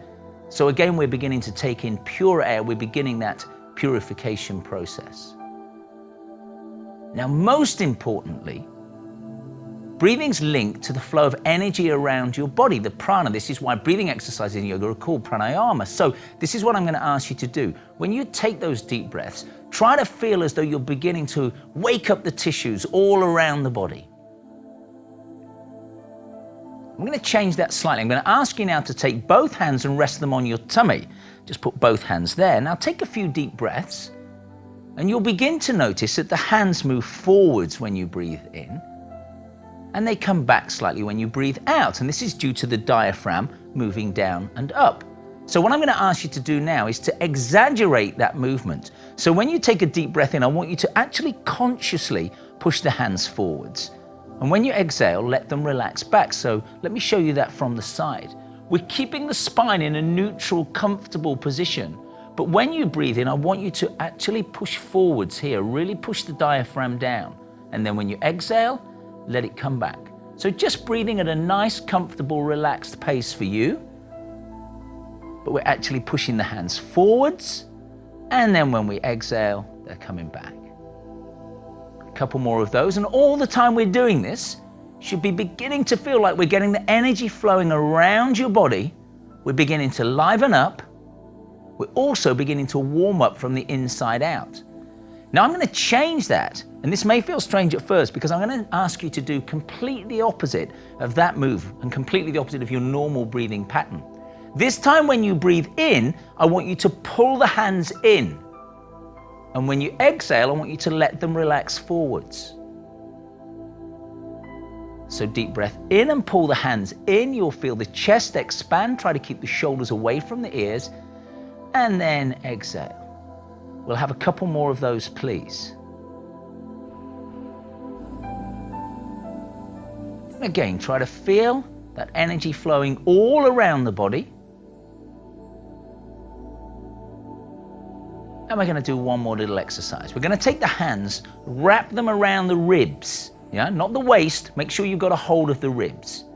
Take a couple of deep breaths and just feel how the rib cage expands and then contracts. And you'll remember from our lecture on respiration, we talked about that thoracic cavity expanding, the pressure drop and the air coming in. Remember, it's the pec minor, the intercostal muscles, the diaphragm that are responsible for this. Fabulous. What I'm going to ask you to do now is actually press with the hands. So now you've got to work that much harder through those respiratory muscles to be able to expand the rib cage. So what we're doing here is a little resistance training for your respiratory muscles. Yeah? And again, you should now be beginning to feel like you're getting a little bit warmer. That core body temperature should be beginning to rise. Press with the hands and work against that resistance. Good. And we'll relax the arms down there back into our mountain pose. Be aware first of all of your balance, finding your center point. So what I'm going to ask you to do is take a slight sway forwards and backwards and side to side. What I'm looking for is focusing on the soles of the feet. I want you to try and find the point where you feel lightest on your feet, where there's the least amount of stress on the soles of the feet. So have that little sway around and try and find that point. We're going to call that your center point, and we'll keep coming back to that. I'm going to work through a list of teaching points that we're going to use for everything we do. We'll start at the bottom with our foundation. First of all, be aware of having the same amount of pressure on the right and left foot. I'm going to ask you to press your feet down into the ground. The feeling is you're rooting yourself now. And if you've done traditional yoga, we'll be familiar with the idea now of initiating that first energy loop coming into the lower leg. Press down, you should start to feel something going on in the lower leg. I'm going to move up and work on your alignment now. So first of all, I'm going to ask you for an inner spiral of your thighs. I want you to rotate your thighs towards the center, not squeeze them in, turn them in, rotate them towards the center. Now that may feel a little uncomfortable at first, because what might happen as you do that is your backside sticks out. You'll exaggerate that curve, but that's okay, because the next move is to draw the tailbone down. Now then, what hopefully has happened there is we've begun to kick in these core muscles around the center. And just to check, have a little prod just below the tummy button. And what I'm going to ask you to do is pull in here, and lift up here. That starts to give us this energy in the middle, gives us that abdominal balloon. We now outer spiral the arms. Simply rotate, don't lift them, just rotate. It takes the shoulder blades back and down, releases the tension through the neck. Keep the arms exactly where they are, just inner spiral your hands, only your hands come back. Keep your fingers together and thumbs in. I want you to be focused on your whole body. Reach your fingertips down to the ground. When we do that, you'll start to feel some energy coming through here, but I'm going to add to that. So I want muscular energy now all around your body, and that feeling is that you're drawing the muscles onto the bone all the way around the body. Now this is not tension, but intention, a little bit of drawing everything in, and in the not so obvious places like your calves, forearms, everywhere. Now the opposite of that is our final or our organic energy. The feeling now is if you imagine the way the sun works, it draws all the gases into the center, burns them, and then throws out all the light and heat. So imagine drawing everything in, but now when you take a deep breath, let all that energy come back out. Let it shine out of every cell in the body, and then you can just relax and give your shoulders a roll and give your legs a shake. So those 7 teaching points we're going to apply to everything we do. So now it's time to do some work. Let's put our feet together, find your center point, make sure you're balanced. I'm going to ask you to put your hands on your thighs and take a little sit down into our awkward pose. Press the hands onto the thighs. Okay, so things to look out for here. First of all, make sure that we're keeping the abdominals pulled in tight. What I don't want is this dropping forwards, but we're going to work through those teaching points. So first of all, pressing the feet into the ground. The way to do this, let's press the right foot down first. Ease that off. Press the left foot down. Ease that off, and now press both down. Really press into the ground. Now it's a little awkward in this position, but still we can inner spiral the thighs. Rotate your thighs to the center. And now draw your tailbone down. Okay, so the feeling is you're taking your tailbone down to the floor. So we've still got that natural curve in the lower spine. Beautiful. The arms are resting at the moment. Be aware of pulling your tummy in tight. Be aware of letting the top of your head lift up and forwards. Gravity pulls us down. What we're trying to do is lengthen through the spine. So sit your chin back slightly. Let the top of your head lift forwards. Now, trick here. Can we, keep going, go an inch lower? It would appear so. Now remember, I know it looks like I'm doing nothing, but I'm with you. The abdominals are pulled in tight. Focus on that balance between the right and left foot. Now we talked earlier about muscular energy. I'm going to take it that we've already got some muscular energy in the thighs. You can nod if you like. But just to be sure, could we sit an inch lower? Fabulous. Now that puts more of a challenge on keeping the abdominals pulled in tight, pull in through the waist, lift up through the pelvic floor. Are we beginning to feel anything in the legs? Yes. No. Oh. Keeping the abdominals tight, we're going to press through the thighs, through the heels, up we come. And give your legs a shake. Well done, well done. So far we've done 1 squat. That's not bad going. Okay, so let's work a little further into that. If you have any concerns with your lower back, I want you to keep one hand down to support your weight. So give the legs a shake. We've got an idea where we're going now. So starting from that mountain pose, I'm going to ask you to sit down again. This time keeping one hand, let's keep our right hand on the thigh, please. Sit down into your awkward pose and lift the left arm as we go down. Beautiful. Okay, making sure you've got one hand down on the thigh. So I'm going to change things slightly. We start at the bottom again on your foundation. Press your feet into the ground. Yeah, now if you're getting nice and deep, you might be beginning to feel a little bit of a stretch coming into the lower leg there. Press down. In a spiral, your thighs rotate to the center. That'll make this curve deepen, but then we use the glutes to draw the tailbone down. And now we're going to add on to that, keep your abdominals pulled in tight. We're going to do that outer spiral on the arm. By rotating your arm out, it'll take your shoulder away from your ear. Now, this is Hatha yoga base, so we're doing the union of opposites. We're reaching with the arm, but drawing the shoulder blade back. Those two have to work together. Okay, hold it there. Muscular energy now, as well as in the legs, and just make sure we've got some. Can we go an inch lower, please? It's not really a question. Brilliant. Can we make sure we've got some muscular energy in our arms? That feeling of drawing the muscles onto the bone. Stretch those fingers out, but draw the shoulder back and down, and you'll feel that work in the upper back. Fabulous, doing that work around the rotator cuff muscles. Beautiful, the abs are pulled in tight. And can we press through the feet and come back up to the top? And give those legs a little shake. Well done, well done. Hopefully beginning to feel some work in the legs. Remember, we're talking about muscular strength. Okay, let's move it on slightly. What I'm going to ask you to do now is to sit down and lift both hands. If you have any concerns about your lower back, keep one hand down. If not, this is what we're going to do. Sit down and lift both hands up, please. Beautiful. Foundation, press into the ground. Make sure you're balanced on right and left. In a spiral, your thighs. Draw your tailbone down and now feel the energy in the center here, just that natural little curve in your lower spine. Outer spiral your arms so your shoulders are not near your ears. Reach the fingertips, draw the shoulders back and down. The chin is slightly back, so the top of the head is lifting up through the gap in the arms. There's muscular energy in your arms. Drawing the muscles onto the bone. Feel as though you're pulling all that energy into the center. Let's get our money's worth. Can we go 1 inch lower, please? Fabulous. Just a little higher with those arms, really reach them up to the sun. Beautiful. Abdominals are in tight. Press through the heels, take the arms out. And give your legs a little shake. Well done, well done. Good work. We're moving on. Put that to the back, don't forget it. We're going to turn your right foot out. We're going to take your left foot into this T shape. It's not heel to heel. I want the heel in the cup of the instep. We're going to open them out. And we're going to sink down onto the front leg. Just easy to begin with. Now, first of all, our foundation, particularly the back foot. I don't want this one drifting out. So on the outside edge, really press it down into the ground. As you press down, we start to feel the energy coming into that lower part of the leg.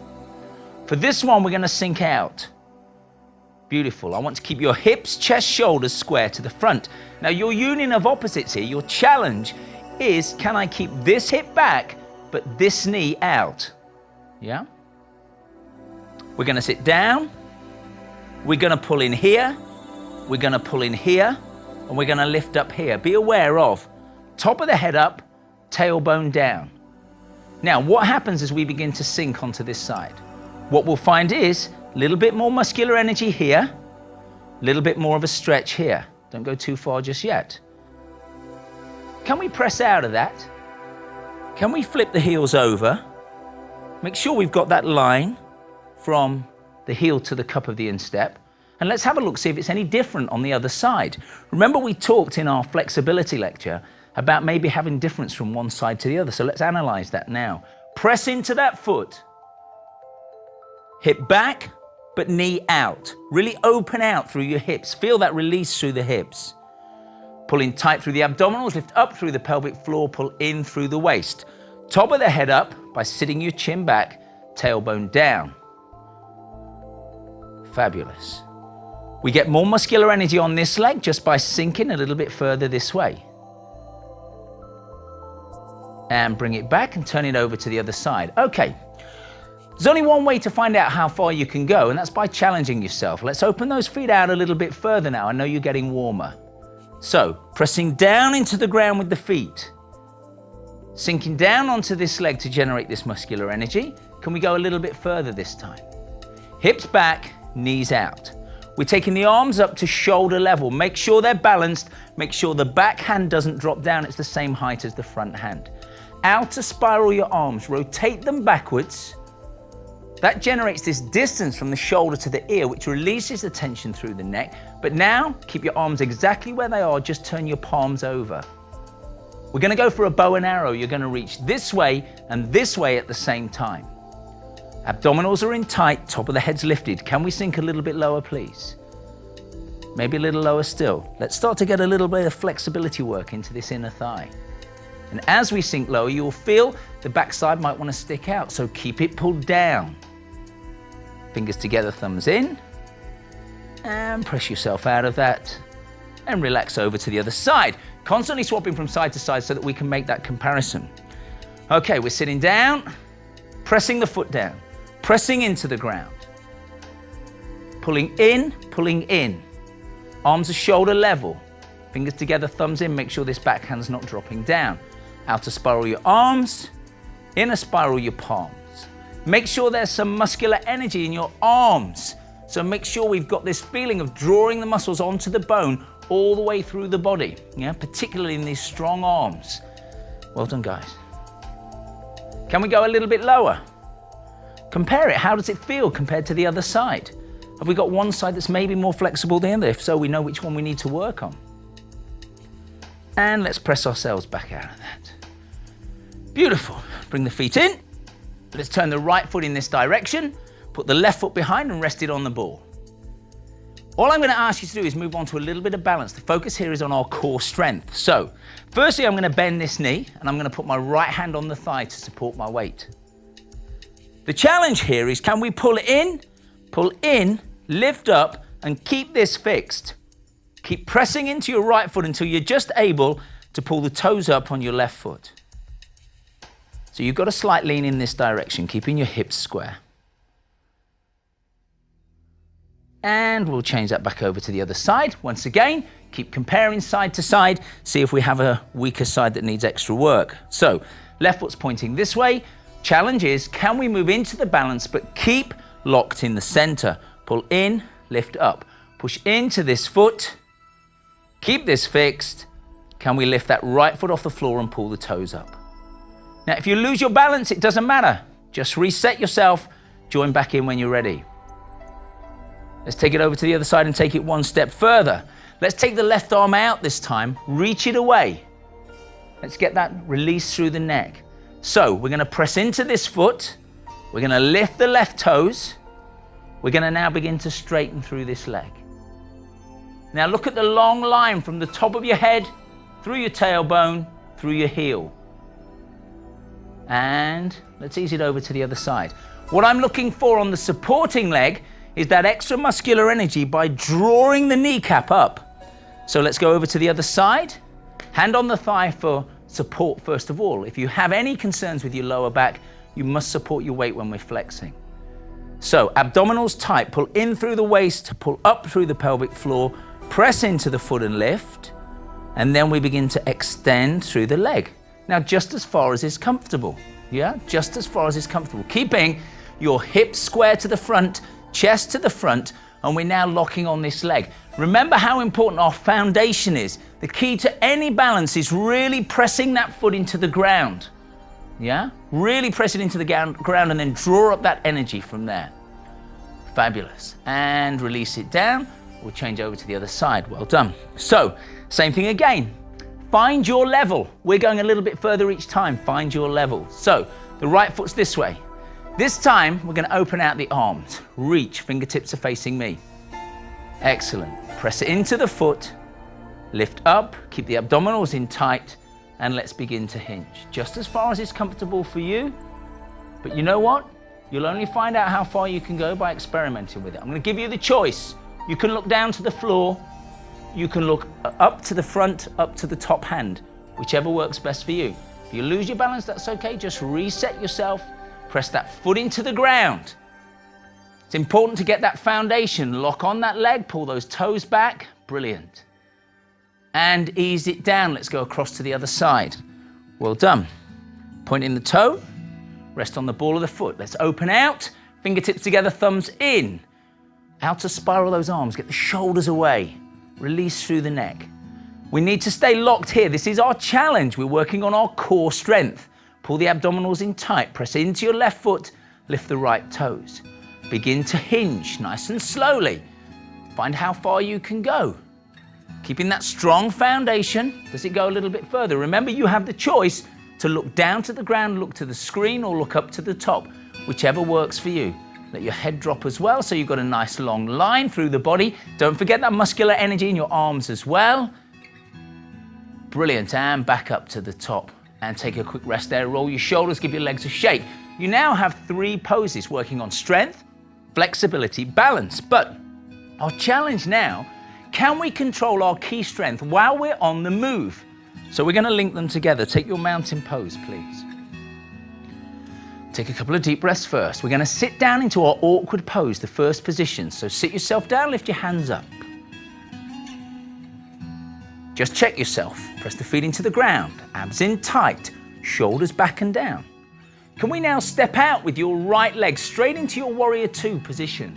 Straight over. Check yourself. Make sure that we've got that foot pressed into the ground. Make sure the hips, chest, shoulders are square. Is there any chance we can now lift straight into our half moon? This is all about pre-engaging the core muscles as we lean into this leg and lift. Lock on that right leg. Now, that was the easy bit. Slowly bend that right knee. Lower yourself back down into that warrior 2 position. Look where the palms are now. Step back into your awkward pose. Sit down, straight into the position. And up to the top and have a rest. So the challenge is, as awkward as it feels, can we move straight from one position to the next? It should feel a little bit awkward, but that's the challenge. If we can accommodate this movement, then our everyday movements will feel that much more easy to do. And Iyengar, who originated Iyengar yoga, used to refer to yoga as an obstacle race. The idea being that we just keep putting things in the way and making it a little bit more of a challenge. So let's work to that challenge. Awkward pose, sit yourself down. We're going the other way this time. Step out with your left leg into warrior 2, directly into it. Now have confidence, be strong in the center, lift straight up into your half moon. Lift, lift, lift, straight up. Fabulous, fabulous. Lock on that leg. Well done, guys, brilliant. Take that right foot back down into your warrior 2 position. Straight into it. Moving directly straight down into your awkward pose. And up to the top, mountain pose. Give your shoulders a little roll. We've only got one more thing to do. The problem is, in everyday life, we sometimes need to move dynamically, particularly if you're doing any kind of sport. So the challenge is, can we now move quickly, but control that movement? This is all about core strength. It's all about your muscular energy. We've been talking about this muscular energy. You need lots of it now. So, feet together. Take a deep breath. You're going to move as quickly as you can into each pose and then stop still. So, for the first one, awkward pose. Sit yourself down quickly. Let's go. You're going to step out into your warrior 2 with your right leg. Go. Now have confidence. Lock on in your core muscles. Lift. Straight down, quick. Back to your awkward pose, quick. And lift up. We move dynamically in everyday activity. If you're shoveling snow, raking the garden, whatever it is you're doing, you need to move quickly. If you can't lock on these muscles, your back's going to be at risk. So, one more time going this way, please. Set yourself, find your balance, awkward pose. Let's go. Step out into your warrior 2 with the left leg. Quick, go. Lifting yourself up into that half moon. Quick, go. Brilliant. Lock it on, that's the challenge. Back down into warrior 2, quick. Awkward pose, hop. And up we go. And well done, well done. Take a few deep breaths in and out through your nose, just to bring yourself back down. So that's our challenge there. We're working purely from a fitness angle. We're looking at our strength in that first pose, flexibility, and our balance using our core strength. We're linking them together because that's how we move functionally, but then we're doing it dynamically because that's how we need to work in day-to-day life. So, why not have another little practice? Try it slow a couple of times, try it fast, challenge yourself, see how you get on.